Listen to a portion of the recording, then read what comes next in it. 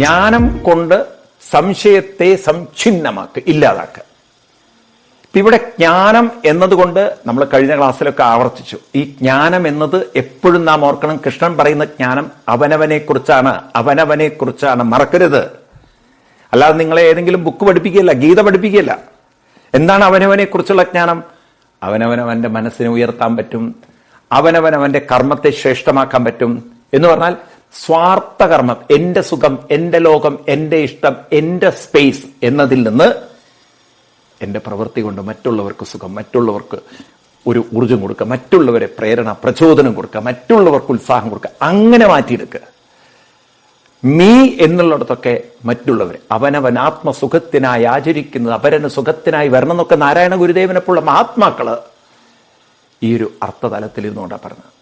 ഈ ജ്ഞാനമുള്ളവരായിത്തീരുക എന്ന് മാത്രമല്ല, അവനവന് മാറ്റം വരുത്താൻ സാധിക്കുന്നുള്ളത് മാത്രമല്ല, മാറ്റം വരുത്തിക്കൊണ്ടേയിരിക്കുക. നമ്മുടെ സ്വാർത്ഥ ചിന്തകളെ വിട്ട് നിസ്വാർത്ഥ പ്രവർത്തനങ്ങളിലേക്ക് നമ്മൾ വ്യാപൃതരാവുക, അതിലേക്ക് മനസ്സിനെ ഉയർത്തുക. അപ്പൊ അർജുനനോടൊക്കെ പറയാണ്, അർജുനൻ എന്താ പറഞ്ഞ, ഓ എന്റെ ഗുരുവിനെ കൊന്നാൽ, എന്റെ പിതാമഹനെ കൊന്നാൽ. ഇപ്പൊ കൃഷ്ണൻ പറയുന്നത് എന്താണ്? നീ സമൂഹത്തിന് വേണ്ടിയിട്ടാണ് ഈ കർമ്മം ചെയ്യുന്നത്. നല്ലൊരു സമൂഹത്തെ വാർത്തെടുക്കണമെങ്കിൽ അവിടെ അധർമ്മ ചിന്തകളുള്ളവരെ മാറ്റി നിർത്തണം. നമ്മൾ അവരോട് മര്യാദയ്ക്ക് പറഞ്ഞതാണ്, നിങ്ങൾ അധർമ്മ ചിന്തകളെ വിടുന്നു. അവർ വിടാൻ തയ്യാറില്ലെങ്കിൽ പിന്നെ അവസാനത്തെ ഓപ്ഷൻ യുദ്ധമാണ്. അത് ഏത് രാജ്യത്തിന്റെയും കാര്യം അങ്ങനെ ആയിരിക്കണം. എനിക്ക് വളരെ സന്തോഷം തോന്നി, കഴിഞ്ഞ ദിവസം കേരളത്തിലെ ഒരു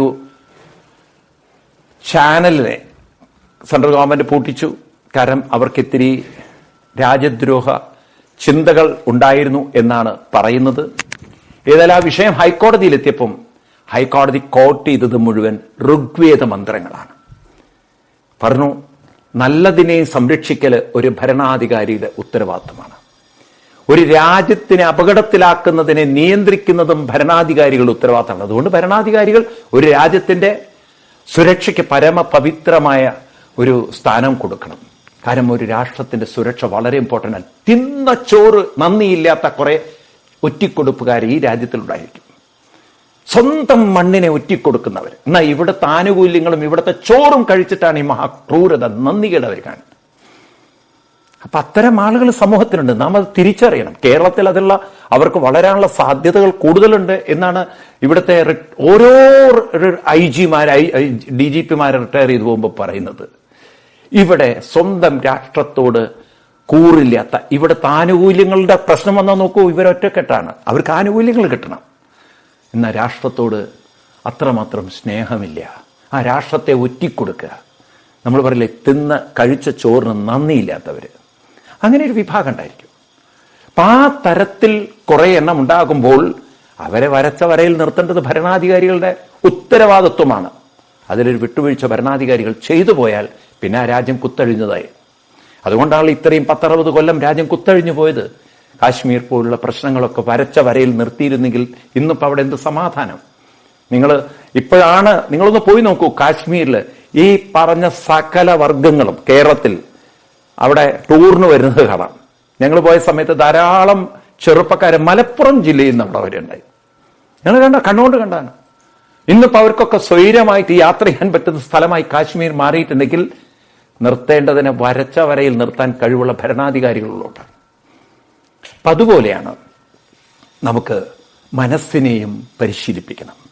അപ്പം സ്വാർത്ഥതയിൽ നിന്നും നിസ്വാർത്ഥതയിലേക്ക്, എന്റെ സുഖമല്ല മറ്റുള്ളവരുടെ സന്തോഷം, മറ്റുള്ളവർക്ക്.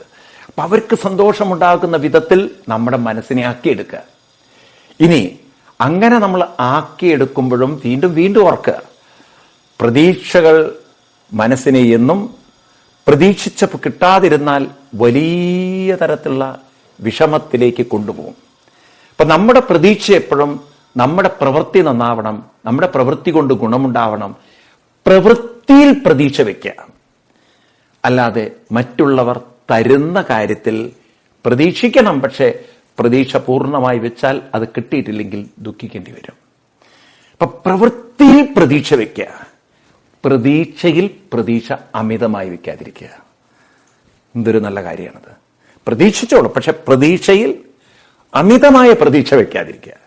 എന്നാൽ അവനവന്റെ പ്രവൃത്തിയിൽ പ്രതീക്ഷ വെക്കുക. കൂടുതൽ നന്നാവണം, കൂടുതൽ ഉപകാരപ്രദമാവണം, കൂടുതൽ ഭംഗിയാവണം, കൂടുതൽ ശ്രേഷ്ഠമാവണം, മറ്റുള്ളവർക്ക് ഉപകാരമുണ്ടാവണം.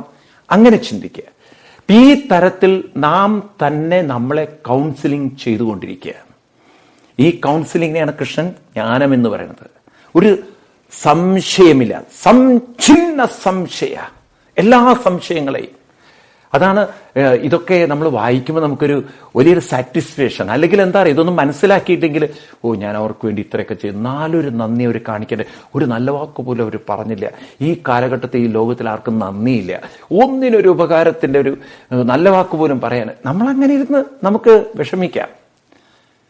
എന്നാൽ നമുക്ക് അവരവരുടെ സ്വഭാവം കാണിച്ചു, നമ്മളിപ്പം അതിലിപ്പം വിഷമിച്ചിരുന്നിട്ട് എന്താ കാര്യം? അടുത്ത നിങ്ങൾ ഈ ടൂറിസ്റ്റ് ഗൈഡുകളെയൊക്കെ നോക്കി കണ്ടുപിടിക്കണം. ചില ടൂറിസ്റ്റ് ഗൈഡുകളുണ്ട്. നിങ്ങളൊക്കെ പലരും പല സ്ഥലങ്ങളിലൊക്കെ ടൂറിനൊക്കെ പോകുമ്പം അവിടുത്തെ ഗൈഡ് നമ്മുടെ കൂടെ ഉണ്ടാവും. ഹോ you are A wonderful person എന്നൊക്കെ പറഞ്ഞ് നമ്മളെങ്ങനെ പൊക്കി പറഞ്ഞിട്ട് ഓരോ സ്ഥലങ്ങളൊക്കെ കാണിച്ച് അതിന്റെ ചരിത്രമൊക്കെ പറഞ്ഞ് അവസാനം നമ്മൾ പോകാൻ നേരത്ത് ബായ് ബായ്. ഒരുപക്ഷെ നിങ്ങൾ ടിപ്പ് കൊടുത്താൽ അവർ വാങ്ങിക്കുമായിരിക്കാം. ടിപ്പ് കൊടുത്തില്ലെങ്കിലും അവരടുത്ത ഗ്രൂപ്പിന്റെ കൂടെ പോവുകയും. കാരണം അവർക്ക് നിങ്ങളുടെ ടിപ്പ് കിട്ടിയില്ല എന്ന് പറഞ്ഞാൽ അവർ നെഞ്ചത്തടിച്ച് കരയാൻ പോകുന്നില്ല. ഹോട്ടൽ സപ്ലൈസ് നിങ്ങൾക്ക് വേണ്ട ഭക്ഷണം തരുന്നു, നിങ്ങൾ ടിപ്പ് കൊടുത്താൽ അവർ വാങ്ങിക്കില്ലെങ്കിൽ അവർക്ക് അടുത്ത ആളിലേക്ക് അവർ നോക്കും. അവരവരുടെ ഭംഗിയായിട്ട് അവരുടെ ജോലി അവർ ചെയ്യുന്നു.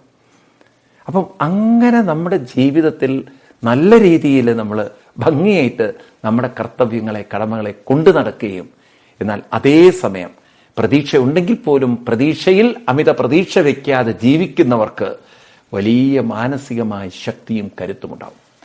അതുകൊണ്ട് സംഛിന്ന സംശയ, ഒരു തരത്തിലും മനസ്സിൽ അനാവശ്യമായ ഉത്കണ്ഠകളോ ആശങ്കകളോ അസ്വസ്ഥതകളോ പ്രശ്നങ്ങളോ ഇങ്ങനെ കുമിഞ്ഞുകൂടാൻ സമ്മതിക്കരുത്. ഇതൊക്കെ കുമിഞ്ഞുകൂടുന്നത് എന്തുകൊണ്ടാണ്? നമുക്ക് പലതും പ്രോക്സിമിറ്റി എന്ന് പറയും, അടുപ്പം, പലതിനോടുള്ള അടുപ്പം വരുമ്പോൾ നമ്മൾ വിചാരിക്കുമോ നമ്മുടെ കാര്യങ്ങളൊക്കെ നോക്കിക്കൊള്ളുന്നത്. ഭഗവാൻ കൃഷ്ണന്റെ അത്ര മനസ്സും ശരീരവും ഒട്ടിച്ചേർന്ന ഒരു വ്യക്തിത്വമായിരുന്നു ഉദ്ധവര്. ഉദ്ധവര് അവസാനം എന്താ കരുതിയത്? കൃഷ്ണൻ പോകുമ്പോൾ എന്നെയും കൊണ്ടുപോകും. കൃഷ്ണൻ അവസാനം എല്ലാവരോടും പറഞ്ഞു, ഇനി എനിക്ക് പോയേ പറ്റുള്ളൂ, ഈ ശരീരത്തിന് ഇവിടെ ചെയ്യാവുന്ന എല്ലാ കടമകളും തീർന്നു കഴിഞ്ഞു, ഇനി എനിക്ക് പോകണം. ആ സമയത്ത് ഉദ്ധവരെന്താ പറഞ്ഞറിയോ? കൃഷ്ണ, അവിടുത്തെ പാദത്തെ വിട്ടുപിരിഞ്ഞിരിക്കാൻ പറ്റില്ല. ദാഹം തവാങ്ക്രികമലം ക്ഷണാർദ്ധമഭികേശവാത്യക്തം സമുത്സഹേനാഥ സ്വധാമനയമാമി, എന്നെയും കൂടെ കൊണ്ടുപോകണം എന്നൊക്കെ. കൃഷ്ണൻ പറഞ്ഞു, സാധ്യമല്ല ഉദ്ധവരെ, ആർക്കും ആരെയും കൊണ്ടുപോകാൻ പറ്റില്ല. അവരവരുടെ മനസ്സിനെ ഉയർത്തിയാൽ അവനവന് ഗുണം, അല്ലെങ്കിൽ അവിടെ ഇരുന്ന് കരയാം, നിങ്ങൾക്ക് ദുരിതം അനുഭവിക്കാം. ഉദ്ധവര് പറഞ്ഞു, എനിക്ക് മനസ്സിനെ ഉയർത്തിയാൽ മതി കൃഷ്ണ, എനിക്ക് എന്റെ മനസ്സിനെ താഴ്ത്തണ്ട, എനിക്ക് എന്റെ മനസ്സിനെ ദുരിതത്തിലാക്കണ്ട. ശരി, അങ്ങനെ ഉദ്ധവർക്ക് ഉപദേശമൊക്കെ കൊടുത്തു കൃഷ്ണൻ. അപ്പോ ഉദ്ധവര് തന്നെ സ്വന്തം ജീവിതത്തെ അങ്ങോട്ട് മാറ്റം വരുത്തി. ഇതുപോലെ നാം നമുക്ക് ഉപദേശം കൊടുക്കുക. നോക്കൂ, എന്തിനാ നീ ദുഃഖിക്കുന്നത്? എന്തോ നിനക്ക് പ്രതീക്ഷ കിട്ടിയില്ല. നിനക്ക് പ്രതീക്ഷിച്ച് കിട്ടിയിട്ടില്ല എങ്കിലും പ്രവർത്തിക്കാൻ പാടില്ല എന്ന് എഴുതി വെച്ചിട്ടില്ലല്ലോ. പ്രവർത്തിക്കൂ, ഇനിയും പ്രവർത്തിക്കൂ, നല്ലത് ചെയ്തുകൊണ്ടേയിരിക്കൂ. അപ്പം ഉയർച്ചയും ഉന്നതിയും കാണാം. അതുകൊണ്ട് ഒന്നിലും കുരുങ്ങി നിൽക്കരുത്, കുരുങ്ങിക്കിടക്കരുത്. കുരുങ്ങിക്കിടക്കാനുള്ളതല്ല ജീവിതം. നമ്മളെ ഉപദേശത്ത് തട്ടി ഉണർത്തണം. ഇതാണ് ജ്ഞാനം. അപ്പോ സംഛിന്നദ്വൈത സംശയ, നിങ്ങളുടെ ഉള്ളിൽ ഒരു സംശയവും അടിഞ്ഞുകൂടില്ല. എന്താ സംശയം? ഇനി എനിക്ക് പറ്റുമോ, ഇനി എനിക്ക് സാധിക്കുമോ നല്ലത് ചെയ്യാൻ, ഇനി എനിക്ക് എന്റെ ജീവിതം മടുത്തു, ഇതൊന്നും നിങ്ങൾ പറയില്ല. നിങ്ങൾ പറയും, let this world remain as it is. ഇത് ഈ ലോകം എങ്ങനെ ഇരുന്നോട്ടെ, എനിക്ക് പ്രശ്നമില്ല. എനിക്ക് കിട്ടിയിരിക്കുന്ന എന്റെ കർത്തവ്യത്തെ, എന്റെ കടമയെ, എന്റെ ഉത്തരവാദിത്വത്തെ ഞാനത് ഭംഗിയായിട്ട് നിറവേറ്റും. ആ ഒരു മൈൻഡ് സെറ്റ് നമുക്കുണ്ടെങ്കിൽ, കൃഷ്ണൻ പറയുന്നു, ആത്മബന്ധം, ആരാണോ തന്നിൽ തന്നെ മനസ്സിനെ ആത്മബന്ധം, തന്നിൽ തന്നെ മനസ്സിനെ ഉറപ്പിച്ചു വെക്കുന്നത്, ന കർമാണി നിബന്ധന്തി ധനഞ്ജയ, അവരുടെ ഉള്ളിൽ അവർ ചെയ്യുന്ന ഒരു കർമ്മത്തിന്റെയും, ഏത് പ്രവൃത്തിയാവട്ടെ, ഒരു പ്രവൃത്തിയുടെയും അനാവശ്യമായ ഉത്കണ്ഠകളോ ആശങ്കകളോ ചിന്തകളോ അവരലട്ടുകയില്ല. കാരണം അവർ ചെയ്യേണ്ടത് നന്നായി ചെയ്തു. അവർക്ക് ഇനിയും ഒരു പ്രതീക്ഷ ഉണ്ടെങ്കിൽ ഒന്നുകൂടി നന്നായി ചെയ്യാൻ എങ്ങനെ സാധിക്കുന്നുള്ള അവർ നോക്കുന്നത്. അപ്പൊ അതുകൊണ്ട് മനസ്സിൽ അനാവശ്യമായ ഉത്കണ്ഠകളോ ആശങ്കകളോ വെച്ചുപോയാൽ അത് നമ്മുടെ ജീവിതത്തെ നാം അറിയാതെ തളർത്തും. പ്രത്യേകിച്ച് എനിക്ക് അച്ഛനമ്മമാരോടൊക്കെ പറയാനുള്ളത്, കുട്ടികൾ ഇന്നത്തെ കാലത്ത് ഈ പക്വത കണ്ട് വളരുന്നവരല്ല. കാരണം 10ാം ക്ലാസ്സും 12th ഒക്കെ കഴിഞ്ഞാലല്ലോ നിങ്ങൾക്ക് കാണാം. അതുപോലെ എൻട്രൻസ് ഒക്കെ കഴിഞ്ഞാൽ കുട്ടികൾ ഇങ്ങനെ ജയിക്കുമോ, മാർക്ക് കിട്ടൂ, ജയിക്കുമോ, മാർക്ക് കിട്ടൂ, ഫസ്റ്റ് കിട്ടൂ, സെക്കൻഡ് കിട്ടൂ, ഇങ്ങനെ അസ്വസ്ഥരായി. ഇത് കുട്ടികളെ ഒരിക്കലും അനുവദിക്കരുതെന്ന് പറഞ്ഞാൽ കുട്ടികൾ വെറുതെ ഇരുന്ന് അതേ ചിന്തിക്കുള്ളൂ. അപ്പൊ കുട്ടികളെ വേറെ ഏതെങ്കിലും ട്രാക്കിലേക്ക് നമ്മൾ പറഞ്ഞയക്കണം, പരിശീലനങ്ങൾ കൊടുക്കണം. ഇതും ചിന്തിച്ചിരിക്കാൻ അനുവദിക്കരുത്. കാരണം ഈ ഉത്കണ്ഠകളാണ്, ഈ അസ്വസ്ഥതകളാണ് ഭാവിയിൽ വരാൻ പോകുന്ന സ്ട്രോക്കുകൾക്കുള്ള ആദ്യത്തെ നമ്മുടെ അടിത്തറ പാകൽ. ഇപ്പൊ നാളെ വരാൻ പോകുന്ന ഒരു വൻ ദുരന്തത്തിന് മനസ്സിന്റെ താളം തെറ്റിക്കൽ പ്രക്രിയ വളരെ വളരെ എളുപ്പമാകും. അപ്പൊ ഇത് അച്ഛനമ്മമാരൊന്നും അങ്ങോട്ട് മനസ്സിലാക്കുന്നില്ല. പലപ്പോഴും പല കുട്ടികളുടെയും ജീവിതത്തിലേക്ക് ആഴ്ന്നിറങ്ങി അവരുടെ ജീവിത പ്രശ്നങ്ങളെ മനസ്സിലാക്കി അവർക്കതിൽ നിന്ന് പുറത്തു കടക്കാനുള്ള മാർഗം അറിയുന്നവരല്ല അച്ഛനമ്മമാർ. അവരെന്താ ചെയ്യുക? അവനിപ്പോ പരീക്ഷയുടെ ഒരു ടെൻഷനിലാണ്, അവൻ ഭയങ്കര ടെൻഷനിലാണ്. ഇത് അഭിമാനത്തോടുകൂടി പറയുന്ന പാരൻസ് ആണല്ലോ നമുക്ക്. അവന് ഭയങ്കര ടെൻഷനാണ്, അതൊരു അഭിമാനം. ഈ ചില ആളുകൾക്കുണ്ട് ഷുഗർ ഉണ്ട് എന്നൊക്കെ പറയാൻ ഒരു അഭിമാനം ഉള്ളതുപോലെ. എന്റെയൊക്കെ ഫാമിലി ഹിസ്റ്ററി മൊത്തം ഷുഗറാണ് അത്രേ. പിന്നെ ഇവര് കരിമ്പുൽപാദകരായിരുന്നില്ലേ പണ്ട്. പിന്നെ കുറെ കുടവയറൊക്കെ ഞങ്ങളുടെ മൊത്തം ഇങ്ങനെയായിരുന്നു എന്നാണ്. 8 മാസം ഗർഭം, ഫാമിലി മൊത്തം. ഈ തരത്തിലൊക്കെ അഭിമാനം വെച്ച് ജീവിക്കുന്ന കുറയാണ്. അപ്പൊ നമ്മൾ ഇത്തരം കാര്യങ്ങളൊക്കെ ഒന്ന് ശ്രദ്ധിച്ചാൽ നല്ലതാണ്. മനസ്സിൽ അനാവശ്യമായ ഉത്കണ്ഠകളോ ആശങ്കകളോ അസ്വസ്ഥതകളോ കുത്തി നിറച്ചോ അത് നാളെ ജീവിതത്തിൽ വലിയ മനോവേദനയ്ക്കുള്ള വഴികളാണ്. അപ്പൊ ആ മനസ്സിനെ നമുക്ക് അതിൽ നിന്നൊക്കെ മാറ്റിയെടുക്കണമെങ്കിൽ ആത്മബന്ധം ഓർമ്മിപ്പിക്കണം. എൻ്റെ മനസ്സിന് ശക്തിയുണ്ട്, കഴിവുണ്ട്, എൻ്റെ മനസ്സിനെ എനിക്ക് മാറ്റിയെടുക്കാൻ പറ്റും. എന്തിനാ നമ്മൾ ഈ കർമ്മങ്ങളൊക്കെ പ്രവൃത്തി ചെയ്യുന്നത്, സത്കർമ്മങ്ങൾ ചെയ്യുന്നത്? എല്ലാം മനസ്സിന്റെ ശുദ്ധിക്ക് വേണ്ടിയിട്ട്. അതെപ്പോഴും ഓർക്കുക. അമ്പലത്തിൽ പോയി നാമത്തിൽ മുഴുകുമ്പോൾ മനസ്സാ നാമത്തിലേക്ക് അങ്ങനെ കൂടുതൽ കൂടുതൽ അടുക്കുന്ന സമയത്ത് എൻ്റെ മനസ്സ് ഒരു ഡിസ്റ്റൻസ് ക്രിയേറ്റ് ചെയ്യാണ്. നേരത്തെയുള്ള എൻ്റെ ഹാബിച്വേറ്റഡ് തിങ്കിങ്ങിൽ നിന്ന് ഞാനൊരു പ്രാക്ടീസിലേക്ക് വരുമ്പോൾ ഒരു വശത്ത് ഞാൻ ഉണ്ടാക്കിയിരിക്കുന്ന നേരത്തെയുള്ള ഹാബിച്വേറ്റഡ് തിങ്കിങ്ങും വേറെ വശത്ത് ഞാൻ ഡെവലപ്പ് ചെയ്തിരിക്കുന്ന പ്രാക്ടിക്കൽ സ്ട്രെങ്ത്തും എൻ്റെ സാധനാശക്തിയും, ഈ സാധനാശക്തിയും പഴയ സ്വഭാവം, ഇതിൽ ഈ സാധനാശക്തി നിരന്തരം കൂട്ടിക്കൊണ്ടുവന്നാൽ നമ്മുടെ മനസ്സിലുള്ള ഹാബിച്വേറ്റഡ് തിങ്കിങ്ങിന് കുറെ ശക്തി കുറയും. അത് പലപ്പോഴും നമ്മുടെ കുട്ടികൾക്കത് വേണ്ട രീതിയിൽ പറഞ്ഞ് മനസ്സിലാക്കി അവരെ ഡെവലപ്പ് ചെയ്യാൻ പറ്റാത്തതുകൊണ്ടാണ് അവരുടെ ഹാബിച്വേറ്റഡ് തിങ്കിങ് അവരെ വളരെയധികം വളരെ ഒരു റാഷണൽ, അല്ലെങ്കിൽ റാഷണൽ എന്ന് പറയുന്നേക്കാളും നല്ലത് ഇമോഷണലി നമ്മൾ പറയില്ലേ കറപ്റ്റഡ് ആയിട്ടുള്ള, അല്ലെങ്കിൽ വളരെ റിപ്പൾസീവ് റിയാക്റ്റീവ് ആയിട്ടുള്ള കുറെ ഫ്രസ്ട്രേറ്റഡ് മൈൻഡുകളാക്കി മാറ്റുന്നത്. ഈ കുട്ടികൾക്ക് ശരിക്കും പറഞ്ഞാൽ ഈ പ്രാക്ടീസ് അമ്മമാർ കൊടുക്കണം. പ്രാണായാമവും പ്രണവും ജപവും ഇതൊരു കമ്പൽസറി ആക്ടിവിറ്റിയായിട്ട് നമ്മുടെ കുട്ടികളിൽ കൊണ്ടുവരണം. കാരണം നിരന്തരമായി ഇത്തരം സാധന ചെയ്യുമ്പോൾ ആ കുട്ടിയുടെ മനസ്സിൽ അത് ഓർമ്മിപ്പിക്കുക. നോക്കൂ, നീ നാമം ചൊല്ലുന്ന സമയത്ത് നിന്റെ മനസ്സ് നാമത്തിലേക്ക് കൂടുതൽ ഇൻവോൾവ് ആവുന്ന സമയത്ത് നിന്റെ മനസ്സിൽ നീ അറിയാതെ ശക്തി രൂപപ്പെടുന്നുണ്ട്. കാരണം മനസ്സൊന്നിൽ ഒരു മൊമെന്റം, ഒരു റൊട്ടേഷൻ മനസ്സൊന്നിൽ തന്നെ ആവർത്തിച്ച് ചിന്തിക്കുമ്പോൾ അത് മനസ്സിൽ രൂപപ്പെടുത്തുന്ന ഒരു ഇന്നർ സ്ട്രെങ്ത് ഉണ്ട്. അതാണ് മഹാന്മാരായ മഹാത്മാക്കൾക്കൊക്കെ മാനസിക ശക്തി കിട്ടിയത്. നിങ്ങൾ ഏത് ഋഷിയുടെ ചരിത്രം എടുത്തു നോക്കൂ, മഹാത്മാക്കളുടെ ചരിത്രം എടുത്തു നോക്കൂ, അവർക്ക് ഇത്രയും മാനസിക ശക്തി അവരുടെ സാധനയിൽ നിന്ന് കിട്ടിയത്. അപ്പൊ ഈ സാധനയാണ് നമുക്ക് ശക്തി തരുന്നത്. ആ ഒരു സംസ്കൃതി വളർത്തിയെടുക്കാൻ നമുക്ക് സാധിക്കും.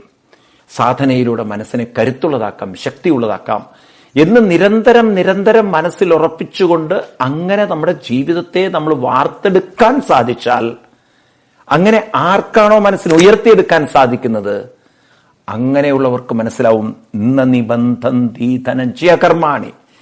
ഒരു തരത്തിലുള്ള കർമ്മം എന്ന് പറഞ്ഞാൽ ഇവിടെയൊക്കെ എപ്പോഴും ഓർക്കുക, നിങ്ങളുടെ മനസ്സിലുണ്ടാകുന്ന പ്രതീക്ഷിച്ച അനുഭവങ്ങളില്ലെങ്കിൽ ഉണ്ടാകുന്ന ഫ്രസ്ട്രേഷൻസ്, വിഷമങ്ങൾ, അതൊക്കെ നിങ്ങൾക്ക് കുറഞ്ഞു വരുന്നത് കാണാം. നമുക്ക് എന്തൊരു സത്യമാണ് ഈ കൃഷ്ണൻ പറയണതെന്ന്. നിങ്ങൾക്കൊന്ന് ആഗ്രഹമില്ലേ നമുക്കൊക്കെ ഈ ദുഃഖങ്ങളും വിഷമങ്ങളും ഒന്നും നമ്മളെ പിടികൂടാതെ അതിൽ നിന്നൊക്കെ മുക്തരായി സ്വതന്ത്രരായി ജീവിക്കാൻ ഒരാഗ്രഹമില്ലേ? ഇത് നമുക്ക് സാധിക്കുമെന്ന് കൃഷ്ണൻ ഉറപ്പു തരികയാണ്. ഇന്ന് നിബന്ധന്തി എന്ന് പറഞ്ഞാൽ ഇതൊന്നും ഒട്ടിപ്പിടിക്കില്ല മനസ്സിനെ. ഏത് മനസ്സിനെയാണ് ഒട്ടിപ്പിടിക്കാത്തത്? ഏത് മനസ്സിലാണോ ഈ ബോധമുള്ളത്, എന്റെ മനസ്സ് സ്വതന്ത്രമാണ്, എന്റെ മനസ്സിന് എന്ത് ചിന്തിക്കാനുള്ള സ്വാതന്ത്ര്യമുണ്ട്, എന്റെ മനസ്സിൽ നല്ല ചിന്തകൾ കൊണ്ടുവരാൻ എനിക്ക് പറ്റും, ഇനി എന്ത് ചെയ്യണം? അങ്ങനെ നല്ല ചിന്തകൾ കൊണ്ടുവരാൻ. ഒരു വശത്ത് സാധനാനുഷ്ഠാനങ്ങളും വേറൊരു വശത്ത് നിസ്വാർത്ഥമായ പ്രവൃത്തികളും കർമ്മങ്ങളും സേവനങ്ങളും. ഇത് രണ്ടും നമ്മളൊന്ന് കൊണ്ടുപോയാൽ നിരന്തരമായ ഇത്തരത്തിലുള്ള ഇൻവോൾവ്മെന്റ് കൊണ്ട് നമ്മളിലെ സ്വാർത്ഥമായ സെൽഫിഷായിട്ടുള്ള കാര്യങ്ങൾ കുറെ കുറയും. അതേപോലെ തന്നെ നമ്മുടെ മനസ്സിന് കുറെ ക്ലാരിറ്റി കിട്ടും. എന്റെ മനസ്സിന്റെ ശക്തി എന്റെ ചിന്തകളാണ്, അല്ലാതെ മറ്റുള്ളവരാണെന്ന് ഒരിക്കലും തോന്നില്ല എന്നതുപോലെ ഒരു കാര്യം കൂടി നമുക്ക് മനസ്സിലാവും. നല്ല പ്രവൃത്തികളിൽ അങ്ങനെ ഇൻവോൾവ് ചെയ്യുമ്പോൾ നല്ല ബന്ധങ്ങൾ ഉണ്ടാകുന്നു എന്ന് മാത്രമല്ല, അതിലൊരു കൃതാർത്ഥതയും സംതൃപ്തിയും ഒരു ധന്യതയും ഫീൽ ചെയ്യുന്നു. അതല്ലേ നമുക്ക് പലർക്കും ഇല്ലാത്തത്. പലരുടെയും ജീവിതത്തിൽ സമ്പത്തും സമൃദ്ധിയും, പക്ഷെ ഉള്ളിലൊരു സാറ്റിസ്ഫാക്ഷൻ ഇല്ല. ആ സാറ്റിസ്ഫാക്ഷൻ വരണമെങ്കിൽ നിസ്വാർത്ഥമായ സേവനത്തിലേക്ക്, കർമ്മങ്ങളിലേക്ക് നാം മനസ്സിനെ നയിക്കേണ്ടതുണ്ട്. അപ്പൊ എല്ലാവരും ഒന്ന് ഇറങ്ങിത്തിരിച്ചാൽ വലിയ മാറ്റങ്ങൾ സമൂഹത്തിൽ ഉണ്ടാക്കാൻ പറ്റും. എല്ലാവരും ഒന്ന് വിചാരിക്കണം, എനിക്കൊന്ന് എന്റെ മനസ്സിനെ നല്ല കൃതാർത്ഥതയുള്ള, സംതൃപ്തിയുള്ള, ധന്യതയുള്ള ജീവിച്ചു എന്നതിന്റെ ഒരു സംതൃപ്തി ഉണ്ടല്ലോ. ഈ ഭൂമിയിലേക്ക് വന്നു എന്തൊരു ഭാഗ്യാണ് ഈശ്വര, എനിക്കിവിടെ എന്ത് സുന്ദരമായി ജീവിക്കാൻ പറ്റി. അതെപ്പോഴാ പറയാൻ പറ്റുക? നമുക്ക് നല്ലത് ചെയ്ത് നല്ലത് പകർന്ന് മറ്റുള്ളവരുടെ ജീവിതത്തിൽ മാറ്റങ്ങൾ ഉണ്ടാകുമ്പോൾ, മറ്റുള്ളവർക്ക് അതുകൊണ്ട് പ്രയോജനം ഉണ്ടാകുമ്പോൾ അവരുടെ ആ മുഖത്തുള്ളൊരു സന്തോഷം. ഈ അമ്മമാർക്കുണ്ടല്ലോ, ഭക്ഷണമൊക്കെ മക്കൾക്ക് കൊടുത്ത് അവർക്ക് ആ സംതൃപ്തിയായി കഴിഞ്ഞാൽ നല്ല ഇഷ്ടപ്പെട്ടു, ഹൈ യമി ടേസ്റ്റി എന്നൊക്കെ പറഞ്ഞ പിള്ളേരിങ്ങനെ ചാടി ആ അമ്മമാരെ ഇങ്ങനെ അപ്രീഷിയേറ്റ് ചെയ്യുമ്പോൾ എന്തൊരു സന്തോഷം. പക്ഷെ അമ്മ കഴിച്ചിട്ട് പോലും ഉണ്ടാവില്ല. ഒരുപക്ഷെ ഒന്നും ബാക്കിയില്ലെങ്കിലും അമ്മയ്ക്ക് വിരോധമില്ലേ? കാരണം മറ്റുള്ളവരുടെ സന്തോഷം, മറ്റുള്ളവരുടെ സംതൃപ്തി, മറ്റുള്ളവരുടെ ഒരു മുഖപ്രസന്നത, അതാണ് ആ അമ്മയുടെ സന്തോഷം. നമുക്ക് എത്രമാത്രം ആ അമ്മ സന്തോഷം അനുഭവിക്കേണ്ടതെന്ന്. ഇങ്ങനെ അമ്മയ്ക്ക് ആ സന്തോഷം അർഹതയായത് അമ്മ അത്രയും നല്ല രീതിയിൽ അത് ഉണ്ടാക്കിയതുകൊണ്ട്, ഒരു നല്ല ഭക്ഷണം ഉണ്ടാക്കിയതുകൊണ്ട്. അപ്പൊ ആ നല്ല ഭക്ഷണം ഉണ്ടാക്കുമ്പോൾ അമ്മയ്ക്ക് കിട്ടുന്ന സംതൃപ്തി, അത് തന്നെയാണ് അമ്മയുടെ ഏറ്റവും വലിയ സന്തോഷമെങ്കിൽ നമ്മുടെ ജീവിതവും നിങ്ങൾ അതുപോലെ ഒന്ന് ആലോചിച്ച് നോക്കൂ. ഏത് കർമ്മവും നമുക്ക് മറ്റുള്ളവർക്കൊരു പ്രയോജനകരമാകുന്ന ആ രീതിയിൽ മനസ്സിനെ വാർത്തെടുത്ത് നമ്മളെ മനസ്സിനെ പരിശീലിപ്പിച്ച് നമ്മൾ മുന്നോട്ട് പോകുമ്പോൾ വ്യത്യസ്തതകൾ ഉണ്ടായേ പറ്റുള്ളൂ. ആരും പറയരുത് അയ്യോ എൻ്റെ ജീവിതത്തിൽ ഒരു മാറ്റം ഉണ്ടായേ പറ്റുള്ളൂ. നിങ്ങൾ ആത്മാർത്ഥതയോടെ നിങ്ങൾ മാറ്റത്തിന് തയ്യാറാണെങ്കിൽ നമുക്ക് എന്തൊരു രസമാണ് ഈ ജീവിതം. ഇപ്പൊ ഇവിടെയാണ് കൃഷ്ണൻ പറയണത് നമുക്ക് രണ്ട് കാര്യങ്ങൾ. ഒന്ന്, ജ്ഞാനം, മനസ്സിനെ ഉയർത്താൻ പറ്റും. മനസ്സിനെ ഉയർത്താൻ വേണ്ടി നമ്മൾ ചെയ്യുന്ന നമ്മുടെ കർത്തവ്യങ്ങളിൽ ഇൻവോൾവ്മെന്റ് ആണ്. മനസ്സ് പൂർണ്ണമായി അതിൽ മുഴുകണം. അപ്പൊ എന്റെ മനസ്സിന് വികാസവും ശക്തിയും കരുത്തും രൂപപ്പെട്ടു വരും. ഇനി രണ്ടാമത് ഇതിങ്ങനെ വെറുതെ പറഞ്ഞാൽ പോരാ, I have to act, yoga, അതിനുവേണ്ടി പ്രവർത്തിക്കണം. എന്റെ പ്രവൃത്തി മറ്റുള്ളവർക്ക് പ്രയോജനകരമാവണം. എന്റെ പ്രവൃത്തി മറ്റുള്ളവർക്കും സന്തോഷകരമായി തീരണം. അങ്ങനെ നമ്മൾ മുന്നിട്ടിറങ്ങി പ്രവർത്തിക്കാൻ തുടങ്ങിയാൽ ജ്ഞാനം കൊണ്ട് മനസ്സിന്റെ കോൺഫിഡൻസും, കർമ്മം കൊണ്ട്, യോഗ എന്ന് പറഞ്ഞാൽ കർമ്മയോഗം കൊണ്ട്, നിസ്വാർത്ഥമായ പ്രവൃത്തി കൊണ്ട്, പൂർണ്ണമായ ഇൻവോൾവ്മെന്റോടുള്ള സാധന കൊണ്ട് മനസ്സിന് വലിയൊരു സാറ്റിസ്ഫാക്ഷനും കിട്ടും. ഒരു മനുഷ്യന് വേണ്ടുന്ന രണ്ട് കാര്യങ്ങൾ, ഒന്ന് മനസ്സിനുണ്ടാകുന്ന ശക്തിയും, രണ്ട് മനസ്സിനുണ്ടാകുന്ന തൃപ്തിയും. ശക്തിയും തൃപ്തിയും. ശക്തി ഉണ്ടാവുന്നത് ബുദ്ധി എടുക്കുന്ന തീരുമാനത്തിലാണ്. നിങ്ങൾ എന്ത് തീരുമാനം എടുക്കുന്നു അതിനനുസരിച്ചായിരിക്കും നിങ്ങളുടെ ശക്തി. നിങ്ങളുടെ മനസ്സ് എന്തിന് ഇൻവോൾവ് ചെയ്യുന്നു അതിനനുസരിച്ചായിരിക്കും തൃപ്തി. ശക്തിയും തൃപ്തിയും. ഇന്ന് നാം ഇത് രണ്ടും തെറ്റിദ്ധരിച്ച് ജീവിച്ചു. ശക്തി എന്ന് പറയുന്നത് ബന്ധങ്ങളിൽ കാണുന്നു, അല്ലെങ്കിൽ സമ്പത്തിൽ കാണുന്നു. അതാണ് എന്റെ ശക്തി എന്ന് തെറ്റിദ്ധരിക്കുക. ഇനി തൃപ്തി എന്ന് പറയുന്നതോ നമ്മളെ സംബന്ധിച്ച് നമ്മുടെ ഇന്ദ്രിയങ്ങളെ തൃപ്തിപ്പെടുത്തുന്നതാണ് തൃപ്തി എന്ന്. നോക്കൂ, എത്ര യുവാക്കൾ ഇന്ന് നല്ലവണ്ണം പൈസ കിട്ടുന്നുണ്ട്, പക്ഷെ എല്ലാം മദ്യഷാപ്പിൽ കൊടുത്തും ലഹരിക്ക് കൊടുത്തും അതാണ് ജീവിതം തെറ്റിദ്ധരിക്കുക. എന്നിട്ട് അവസാനം രോഗങ്ങളുമായിട്ട് ഒരു 10-60 വയസ്സാകുമ്പോഴേക്കും ഇവരൊക്കെ ആകെ രോഗികളാവുന്നു. ഈ തരത്തിൽ നമ്മുടെ ജീവിതം താളം തെറ്റിക്കേണ്ട വല്ല കാര്യമുണ്ടോ? ഇവിടെ തന്നെ നമുക്ക് ആത്മബന്ധം, ആ വാക്ക് വളരെ ഇമ്പോർട്ടൻ്റ് ആണ്. എനിക്ക് കഴിവുണ്ട്, എനിക്ക് എൻ്റെ മനസ്സിനെ ഉയർത്താൻ പറ്റും, എൻ്റെ ജീവിതത്തിൽ എനിക്ക് ശക്തിയും തൃപ്തിയും കിട്ടണമെങ്കിൽ ഞാൻ നല്ലത് ചിന്തിക്കണം, നല്ല പ്രവൃത്തികളിൽ മുഴുകണം. അപ്പം നിങ്ങൾക്ക് ക്രമേണ ഈ ശക്തി എന്താണ്, തൃപ്തി എന്താണെന്ന് സ്വജീവിതത്തിലൂടെ അനുഭവപ്പെടും. അത് നമുക്കെല്ലാവർക്കും ഈ രണ്ട് കാര്യങ്ങൾ, ശക്തി, തൃപ്തി, മറക്കരുത്, ഇത് നേടിയെടുക്കണം. അതിനാവട്ടെ നമ്മുടെ ഈ ജീവിത പ്രയാണം. കൃഷ്ണൻ അതിലേക്കാണ് നമ്മളെ നയിക്കുന്നത്. നാം അതിന് യോഗ്യരാണ്, കഴിവുള്ളവരാണ്. ഒറ്റ കാര്യമേ വേണ്ടൂ, ഭഗവാൻ കൃഷ്ണൻ പറഞ്ഞ രീതിയിൽ ജീവിക്കാൻ നാം തയ്യാറാവണം എന്ന് മാത്രം. ഏതായാലും ഈ ബോധമനസ്സിലൂടെയാണ് നാം ജീവിതത്തെ കാണുന്നത്. ബോധമനസ്സിലൂടെയാണ് സകല വികാരങ്ങളും വിചാരങ്ങളൊക്കെ നാം അറിയുന്നത്. കാരണം നമുക്ക് ബോധമുണ്ട്. ബോധമുള്ള ആളായതുകൊണ്ടാണ് നാം ഏത് അവസ്ഥയിലൂടെ കടന്നു പോകുന്നു എന്ന് നമുക്ക് വ്യക്തമായി പറയാൻ പറ്റുന്നത്. നമ്മുടെ ബോധമണ്ഡലത്തെ നമ്മൾ അത്ര മനസ്സിലാക്കിയിട്ടില്ലെങ്കിലും ബോധമില്ല എന്ന് നിങ്ങളാരും പറയില്ല. എല്ലാവരും പറയും എനിക്കതിനെക്കുറിച്ച് ബോധമുണ്ട്, ഞാൻ ബോധത്തോടു കൂടിയിട്ട് സംസാരിക്കുന്നത്, എനിക്ക് അതിനെക്കുറിച്ച് നല്ല ബോധ്യമുണ്ട്, ഇതിങ്ങനെ പറഞ്ഞേക്കാം. അപ്പൊ അവർക്ക് ബോധമുണ്ട്. പക്ഷെ ആ ബോധത്തെക്കുറിച്ച് ബോധമില്ല. ആ ബോധത്തെക്കുറിച്ചുള്ള ബോധം നമുക്ക് കൃഷ്ണൻ കാണിച്ചു തരുന്നു ഗീതയിലൂടെ. നഹിജ്ഞാനേന സദൃശം പവിത്രമിഹ വിദ്യതേ തത്സ്വയം യോഗ സംസിദ്ധക്കാലേനാത്മനി വിന്ദതി എന്ന 4-ാം അധ്യായത്തിലെ 38-ാം ശ്ലോകമായിരുന്നു കഴിഞ്ഞ ക്ലാസ്സിലൊക്കെ നമ്മൾ ഡിസ്കസ് ചെയ്ത്. ഈ ശ്ലോകത്തിലൂടെ കൃഷ്ണൻ പറയുന്നു, നിങ്ങൾ നിങ്ങളുടെ ബോധമണ്ഡലത്തെ വികസിപ്പിക്കാൻ തയ്യാറാണെങ്കിൽ, നിങ്ങൾ നിങ്ങളുടെ ബോധത്തിന്റെ ശക്തിയെ ഉണർത്താൻ തയ്യാറാണെങ്കിൽ നിങ്ങൾക്ക് കാണാൻ സാധിക്കും 2 കാര്യങ്ങൾ. ഒന്നാമത്തെ കാര്യം, നിങ്ങൾക്ക് ദുഃഖനിവൃത്തി നേടാം.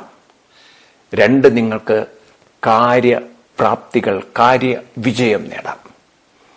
ഏത് മേഖലകളിലാണോ നമുക്ക് വിരാജിക്കേണ്ടത് അല്ലെങ്കിൽ പ്രവർത്തിക്കേണ്ടത്, ആ മേഖലകളിൽ നമുക്ക് കൂടുതൽ നമ്മുടെ അറ്റൻഷൻ കൊടുത്തുകൊണ്ട് നമുക്ക് ജീവിതത്തെ ഉയർത്തിയെടുക്കാം. സോ ആ ബോധമനസ്സിനെയാണ് നമ്മൾ ഉണർത്തിയെടുക്കുന്നത്.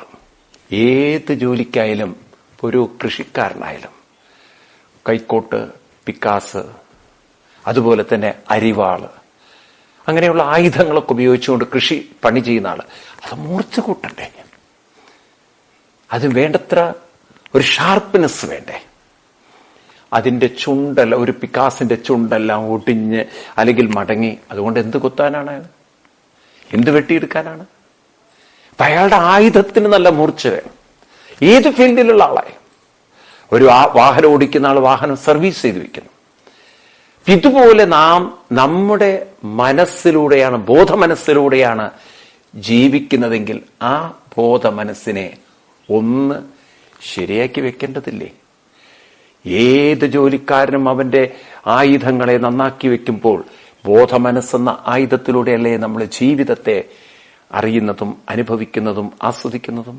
അബോധ മനസ്സ് കെട്ടടങ്ങിയാൽ പിന്നെ നിങ്ങൾക്കെന്ത് ആസ്വാദനം, നിങ്ങൾക്കെന്ത് സുഖം, നിങ്ങൾക്കെന്ത് ജീവിതം? അപ്പൊ അതുകൊണ്ട് ആ ബോധ മനസ്സിനെ നമുക്ക് ഒന്ന് ഉണർത്താൻ, ഉയർത്താൻ, വികസിപ്പിക്കാൻ അതിന്റെ മാർഗം കൃത്യമായി അറിഞ്ഞിരിക്കണം. അതാണ് കൃഷ്ണൻ പറയുന്നത്, നഹിജ്ഞാനേന സദൃശം. ആ ബോധം നിങ്ങൾക്ക് നിങ്ങളുടെ ജീവിതത്തിൽ വലിയ പരിവർത്തനം വരുത്തും എന്ന അറിവോടുകൂടിയിട്ട്, എല്ലാ ശക്തിയും കഴിവും ഈ ബോധത്തിൽ അന്തർലീനമാണ് എന്ന അറിവോടുകൂടിയിട്ട് നിങ്ങൾ എന്ത് ചെയ്യണം? സാധന അനുഷ്ഠിക്കണം. സാധന എന്ന് പറഞ്ഞു കഴിഞ്ഞാൽ ജപം ഏറ്റവും ശ്രേഷ്ഠമാണ്. ജപം, ക്ഷേത്രങ്ങളിൽ പോയി ജപം ചെയ്യുക, സംഗീതം, മറ്റ് കലകള്, എന്തൊക്കെ നിങ്ങൾക്ക് പറ്റുന്നതുണ്ടോ അതൊക്കെ ചെയ്യുക, സർവീസ്, സേവനം. ഈ തരത്തിലൊക്കെ നമ്മുടെ ബോധത്തെ നാം അത്തരം കാര്യങ്ങളിലേക്ക് ഏകാഗ്രമാക്കുമ്പോൾ കൃഷ്ണൻ പറയുന്നു, സ്വയം യോഗ സംസിദ്ധ. യോഗ സംസിദ്ധ, യോഗ എന്ന് പറഞ്ഞാൽ, യോഗ എന്ന വാക്കിന് ഇവിടെ അർത്ഥം നാം ചെയ്യുന്ന ആസനങ്ങളല്ല, യോജിപ്പിക്കുക. ഇപ്പൊ യോഗ എന്ന് പറഞ്ഞാൽ യോഗം ചെയ്യുക, കൂടിച്ചേരുക. ഇപ്പൊ നാം ചെയ്യുന്ന കാര്യങ്ങളിൽ, നമ്മുടെ സാധനകളിൽ ഏകാഗ്രത കൂടി വരുംതോറും, നമ്മുടെ ശ്രദ്ധ കൂടി വരുംതോറും നമ്മുടെ ഇൻവോൾവ്മെന്റ് കൂടി വരുന്തോറും യോഗ, ആ ഇൻവോൾവ്മെന്റിന്റെ പേരാണ് യോഗ. നമ്മൾ ക്ഷേത്രങ്ങളിൽ പോകുന്നു, നാമം ജപിക്കുന്നുണ്ടാവും. പക്ഷെ ശ്രദ്ധയില്ലാതെ എന്ത് ജപിക്കുന്നതും യോഗയല്ലത്. യോഗ എന്ന വാക്കിന്റെ അർത്ഥം ചെയ്യുന്നതിലുള്ള ഇൻവോൾവ്മെന്റ് എന്നാണ്. ഇപ്പൊ നാം അതുകൊണ്ടാണ് ഈ വാക്കുകളൊക്കെ ഗീതയിൽ ഉപയോഗിച്ച് ഭക്തിയോഗ, കർമ്മയോഗ, ധ്യാനയോഗ, ജ്ഞാനയോഗ എല്ലാം കൂടിച്ചേരലുകളാണ്. ഭക്തി, നിങ്ങളൊരു ക്ഷേത്രത്തിൽ പോയിട്ട് കുറച്ചു നേരം നാമസങ്കീർത്തനാദികളിൽ അങ്ങനെ മനസ്സിനെ ഏകാഗ്രമാക്കുമ്പോൾ അത് ഭക്തിയോഗമായി. നിങ്ങൾ നിങ്ങളുടെ ജോലിയിൽ, പ്രവൃത്തികളിൽ മനസ്സിനെ അങ്ങനെ ഏകാഗ്രമാക്കി അതിലങ്ങനെ മനസ്സ് ലയിപ്പിച്ച് അതിലങ്ങനെ മുഴുകിയിരിക്കുമ്പോൾ അത് ജ്ഞാനയോഗമായി. കാരണം നിങ്ങൾ ചെയ്യുന്ന ഒരു പ്രവൃത്തി അത്ര നിങ്ങൾ അതിൽ ഇൻവോൾവ് ആണ്. എന്നാൽ നമ്മൾ പലപ്പോഴും നമ്മുടെ അനാവശ്യമായ വിചാരങ്ങളിൽ അല്ലെങ്കിൽ ദുർബലമായ വികാരങ്ങളിൽ, വിഷമം, വേദന, വിഷാദം, അസ്വസ്ഥത, അങ്ങനെയുള്ള നെഗറ്റീവായിട്ടുള്ള സകലത്തിലും നമുക്ക് ഇൻവോൾവ്മെന്റ് വളരെ കൂടുതലാണ്. പക്ഷെ ചെയ്യേണ്ടതിലൊന്നും ഇൻവോൾവ്മെന്റ് ഇല്ല. അതുകൊണ്ട് ഇവിടെ മനസ്സിനെ പരിശീലിപ്പിക്കേണ്ടതുണ്ട്. എന്തുകൊണ്ടാണ് പരിശീലിപ്പിക്കേണ്ടി വരുന്നത്? കാരണം നിങ്ങളുടെ മനസ്സിനെ ഒരു ചെറിയൊരു അസ്വസ്ഥത അലട്ടിയാൽ, ഒരു വിഷമം അല്ലെങ്കിൽ എന്തെങ്കിലും തരത്തിലുള്ള ഒരു വളരെ വേദനാത്മകമായ അനുഭവം തട്ടിയാൽ നിങ്ങൾക്ക് അതിൽ നിന്ന് പുറത്ത് കിടക്കൽ അത്ര എളുപ്പമല്ല. കാരണം മനസ്സിൽ അതിന്റെ ഇൻവോൾവ്മെന്റ് വളരെ കൂടുതലാണ്. നെഗറ്റീവായിട്ടുള്ള ഇൻവോൾവ്മെന്റ് വളരെ കൂടുതലാണ്. നോക്കൂ, കുട്ടികൾ ഓൺലൈൻ ക്ലാസിന്റെ കാലം, അപ്പൊ അതിലവർക്ക് പഠിക്കുന്ന കാര്യത്തിലേക്കാൾ ശ്രദ്ധ, ഏകാഗ്രത ഉള്ളത് അവരുടെ ഗെയിമുകളിലാണ്. യുവാക്കൾ നോക്കൂ നിങ്ങൾ, അവർക്ക് ആ പഠിക്കുന്ന കാര്യത്തിലേക്കാൾ, അവർ ജോലി ചെയ്യുന്നതിനേക്കാൾ അവരും ഗെയിമിലാണ് ഒരുപാട് കൂട്ടർ. അല്ലെങ്കിൽ അവരവരുടെ യൂട്യൂബോ അത് ഇത് മറ്റു കാര്യങ്ങളിലൊക്കെ അവർക്ക് ശ്രദ്ധയുണ്ട്. കുറേ സ്ത്രീകൾ അവരുടെ പല മേഖലകളിലും അവർ ജോലി ചെയ്യുന്നതിനേക്കാൾ അവർക്ക് അവരുടെ ഫ്രണ്ട്സിന്റെ കൂടെ ഇരുന്ന് ചാറ്റ് ചെയ്ത് സമയം, അങ്ങനെ അവരും അതിൽ ശ്രദ്ധിക്കുന്നു. അപ്പൊ എല്ലാവർക്കും ശ്രദ്ധയുള്ളത് അവരവരുടെ ഇഷ്ടങ്ങളിൽ മാത്രമാണ്. അത് അവരുടെ സ്വാർത്ഥ ഇഷ്ടങ്ങളുമാണ്. സ്വന്തം സുഖത്തിന് വേണ്ടി മാത്രം. അതിൽ തെറ്റൊന്നുമില്ല, കുറച്ചൊക്കെ അങ്ങനെ വേണം. പക്ഷെ എന്താ കുഴപ്പമെന്ന് വെച്ച് കഴിഞ്ഞാല്, ഈ സ്വാർത്ഥ സുഖങ്ങളിൽ മാത്രം മുഴുകി ജീവിച്ചാൽ, അതിൽ മനസ്സിനെ മാത്രം ഏകാഗ്രമാക്കിയാൽ ജീവിതം എന്നും അനുകൂലമായി തീരണമെന്നില്ല. ഇന്ന് അനുകൂലമായ പരിതസ്ഥിതി, ഇന്ന് അനുകൂലമായ സുഹൃത്ബന്ധങ്ങൾ, ഇന്ന് അനുകൂലമായ കാര്യങ്ങൾ നാളെ പ്രതികൂലമായി വന്നാൽ, ആരോഗ്യം പ്രതികൂലമായാൽ, അപ്പോഴാണ് വളരെയധികം മാനസികമായ ഫ്രസ്ട്രേഷൻ വരുന്നത്. നമ്മൾ വിചാരിക്കും ഇതൊക്കെ ഒരു രസമാണ്, സുഖമാണ്, സന്തോഷമാണ്. ഞാൻ കഴിഞ്ഞ ദിവസം ഒരു ന്യൂസ് വായിക്കായിരുന്നു. ഒരു വിദേശ രാജ്യത്തിൽ ഭയങ്കര കനത്ത മഞ്ഞ് വീഴ്ചയും കാറ്റുമൊക്കെ ആയിട്ട് അവിടുത്തെ നെറ്റ്വർക്ക് സംവിധാനം മുഴുവൻ താഴ്ന്നിട്ടിന്ന്.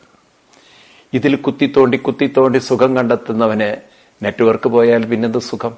അവൻ ഫ്രസ്ട്രേറ്റഡ് ആയി. അപ്പൊ നമ്മളെപ്പോഴും ഈ ഒരു സുഖത്തിന്റെ സ്വാർത്ഥ ചിന്തയിൽ മാത്രം മുഴുകി ജീവിച്ചാൽ ഇന്ന് അനുകൂലമാകുന്ന നാളെ അനുകൂലമാവണമെന്നില്ല. കാലം എന്നും നമുക്ക് ഒരുപോലെയല്ല അനുഭവങ്ങൾ തരുന്നത്. കോവിഡ് മനുഷ്യനെ ഈ കോലത്തിൽ കൊണ്ടെത്തിക്കുന്ന ആരെങ്കിലും വിചാരിച്ചു? പുറത്തിറങ്ങി തോന്നിയത് കഴിച്ച് തോന്നിയത് ചെയ്ത് അങ്ങനെ സ്വാതന്ത്ര്യത്തിൽ ജീവിച്ച് നമ്മളെ വീട്ടിന്റെ ഉള്ളിൽ ഒതുക്കി വെക്കാൻ ആ കോവിഡിന് സാധിച്ചില്ലേ? ഇപ്പൊ നമ്മൾ വാക്സിൻ എടുത്തു എന്നുള്ളൊരു അഹങ്കാരത്തിൽ ഇരിക്കുമ്പോൾ ഇതാ പിടിച്ചോ മൂന്നാമത്തെ തരംഗം, പോയിരിക്കടാ വീട്ടില് എന്ന് നമ്മളോട് പറയല്ലേ? കഴിഞ്ഞില്ലേ? അപ്പൊ വാക്സിൻ എടുത്തിട്ട് പോലും നമുക്ക് വീണ്ടും കോവിഡിനെ പേടിച്ച് വീട്ടിലേക്ക് ഉൾവലിയേണ്ടിയിരിക്കുന്നു. ആലോചിച്ച് നോക്കൂ നിങ്ങൾ. എപ്പോഴും അനുകൂലമായ സുഖങ്ങളിൽ ജീവിതം നടക്കുകയില്ല എന്ന് ആദ്യമേ അറിയണം. അല്ലെങ്കിൽ എന്താണെന്നറിയോ? ആ കുഴിയിൽ വീണിട്ട് പുറത്ത് കടക്കാൻ പറ്റില്ല. കുഴിയിൽ വീണിട്ട് പുറത്ത് കടക്കാൻ പറ്റാതെ വരുന്നവരാണ് ആത്മഹത്യ പോലുള്ള പ്രശ്നങ്ങളിലേക്ക് തിരിയുന്നത്. പ്രേമിച്ച് അങ്ങോട്ട് കുഴിയിൽ വീണ്, പ്രേമിച്ച പെണ്ണ് വേറൊരുത്തന്റെ കൂടെ പോയി, ഇതാ കിടക്കണം ഇവൻ ഫ്ലാറ്റായി. അറിയുന്നില്ല നാളെ അവൾ എന്റെ കൂടെ എന്റെ സ്വന്തം, നീ എന്റെ സ്വന്തം. എന്തു സ്വന്തം? അവൾ വേറൊരുത്തന്നെ സ്വന്തമാക്കി വെച്ചിരിക്കുകയാണ്. അല്ലെങ്കിൽ അവളായിരിക്കും ഇവന്റെ വലയിൽ ചെന്ന് വീണത്. എന്റെ സ്വന്തം അവൻ വേറൊരു സ്വന്തത്തിന്റെ കൂടെ പോകുമ്പം ഇതാ കിടക്കണം അവിടെ, കഴിഞ്ഞു. അപ്പൊ മനസ്സെന്ന് പറയുന്നതിനെ നാം പൂർണ്ണമായി അങ്ങനെ വിശ്വസിക്കുമ്പോൾ അതേ മനസ്സിനോട് പറയണം, ഇന്ന് ഇഷ്ടമുള്ളത് ചിന്തിച്ചുകൊള്ളൂ, പക്ഷെ ഇഷ്ടമില്ലാത്ത അനുഭവങ്ങളെ മറികടക്കാനും പ്രാപ്തമാവണം. എന്നും അനുകൂലമായ അനുഭവങ്ങൾ വരുമെന്ന് വിചാരിക്കരുത്. ഒരു പകലിനൊരു രാത്രിയില്ലേ, ഒരു യൗവനത്തിനൊരു വാർദ്ധക്യമില്ലേ, ഒരു ജനനത്തിന് മരണമില്ലേ, ആരോഗ്യത്തിന് രോഗമില്ലേ, കാലാവസ്ഥ പോലും പ്രതികൂലമായി സംഭവിക്കുന്നുവെങ്കിൽ ആ പ്രകൃതിയിൽ നിന്ന് രൂപപ്പെട്ട ഈ ശരീരത്തിൽ പ്രതികൂലമായി ഒന്നും വരില്ലേ? അപ്പൊ ഈ പ്രതികൂലമായതിനെ ഞാൻ അവഗണിച്ച് ജീവിച്ചാൽ എന്നും അനുകൂലമായ സുഖങ്ങളും സന്തോഷവും ഒക്കെ വരും എന്ന് പറയുന്നത് വിഡ്ഢിത്തമല്ലേ? അപ്പം മനസ്സിനൊരു പ്രിപ്പറേഷൻ വേണ്ടേ? അതാണ് കൃഷ്ണൻ പറയുന്ന ജ്ഞാനേന, ഈ ജ്ഞാനം കൊണ്ടുള്ള യോഗസംസിദ്ധി. ജ്ഞാനയോഗ സംസിദ്ധി. നിങ്ങൾ എന്തിനാണ് അമ്പലത്തിൽ പോകുന്നത്? ജ്ഞാനയോഗ സംസിദ്ധി. എന്താ ഇത്രയും വലിയ വാക്ക്? ജ്ഞാനത്തോടുകൂടിയ, അതായത് നിങ്ങളിലെ ബോധശക്തി. എന്താണ് ആ ബോധശക്തിയുടെ പ്രത്യേകത? അത് സ്വതന്ത്രമാണ്, അതൊന്നിനും കൺഫൈൻഡ് അല്ല. അതുകൊണ്ടാണ് നിങ്ങൾക്ക് അതിന്റെ ശ്രദ്ധ മാറ്റാൻ പറ്റുന്നത്. അപ്പൊ ആ ബോധശക്തിക്ക് നിങ്ങൾ അനുഭവിക്കുന്ന സകല വ്യഥകളിൽ നിന്നും വിഷമങ്ങളിൽ നിന്നും പുറത്തു കൊണ്ടുവരാനും സാധിക്കും. നിങ്ങൾക്ക് ചെയ്യേണ്ടതായിട്ടുള്ള കാര്യങ്ങളിലേക്ക് ഫോക്കസ് കൊണ്ടുവരാനും സാധിക്കുമ്പോൾ ആ ശക്തിയെ വികസിപ്പിക്കാനാണ്, എൻ്റെ ബോധശക്തിയെ ഉണർത്താനാണ്, ബോധശക്തിയെ വികസിപ്പിക്കാനാണ്. ആ വാക്ക് അങ്ങനെ തന്നെ ഇരിക്കട്ടെ. ഞാൻ ക്ഷേത്രത്തിൽ പോകുന്നത്, പൂജാമുറിയിലിരുന്ന് ജപിക്കുന്നത്, അല്ലെങ്കിൽ എൻ്റെ വീട്ടിൽ ഉള്ള സൗകര്യത്തിലിരുന്ന് നിവർന്നിരുന്ന് പ്രാണായാമവും പ്രണവവും ജപവും ചെയ്യുന്നത് എൻ്റെ ബോധശക്തി വികസിപ്പിക്കാനാണ്. അതാണ് യോഗ സംസിദ്ധി. ഞാൻ അഭ്യാസം ചെയ്യുമ്പോൾ ശ്രദ്ധിക്കും നിങ്ങൾ, സംഭവിക്കുന്ന എന്താണ്? എൻ്റെ ബോധശക്തി വികസിക്കുന്നു. അപ്പൊ എൻ്റെ ഫോക്കസ് അതിലേക്കായിരിക്കണം. ഇപ്പൊ ഞാൻ നാമത്തിൽ അങ്ങനെ മുഴുകും തോറും ബോധവും നാമവും ഒന്നായിത്തീരുമ്പോൾ ബോധശക്തിയാണ് അങ്ങനെ വിടരുന്നത്. ബോധവും നാമവും ചേരുമ്പോൾ ബോധശക്തി ദൃഢപ്പെടുന്നു. അതേ ബോധം വിഷമത്തിലേക്കും വികാരങ്ങളിലേക്കും തിരിച്ചു വിട്ടുകഴിഞ്ഞാൽ ബോധം അത്തരം വികാരങ്ങളിൽ മുങ്ങുന്നു. അതുകൊണ്ടാണ് പ്രേമത്തിൽ ആ ഭാഷ ഉപയോഗിച്ചത് ഫാൾ ഇൻ ലവ്. ഇംഗ്ലീഷിൽ പ്രേമത്തിൽ വീണു പോകുന്നു, വികാരത്തിൽ തളർന്നു പോകുന്നു, വികാരത്തിൽ ദുർബലമാകുന്നു.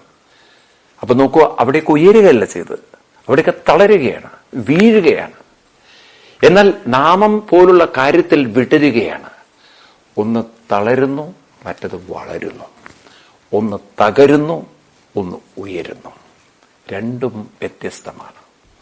ഇന്നുവരെ നാമത്തിന്റെ പാതയിൽ പോയ ഒരു ഗുരുവും, അത് നാരായണ ഗുരുദേവനാവട്ടെ, അദ്ദേഹത്തിന്റെ മനോഹരമായ ദൈവദശകത്തിൽ അദ്ദേഹം പറയും, ആഴണം വാഴണം നിത്യം, വാഴണം വാഴണം സുഖം, ആഴമേറും നിൻ മഹസ്സാമാഴിയിൽ ഞങ്ങളാകവേ വാഴണം വാഴണം സുഖം.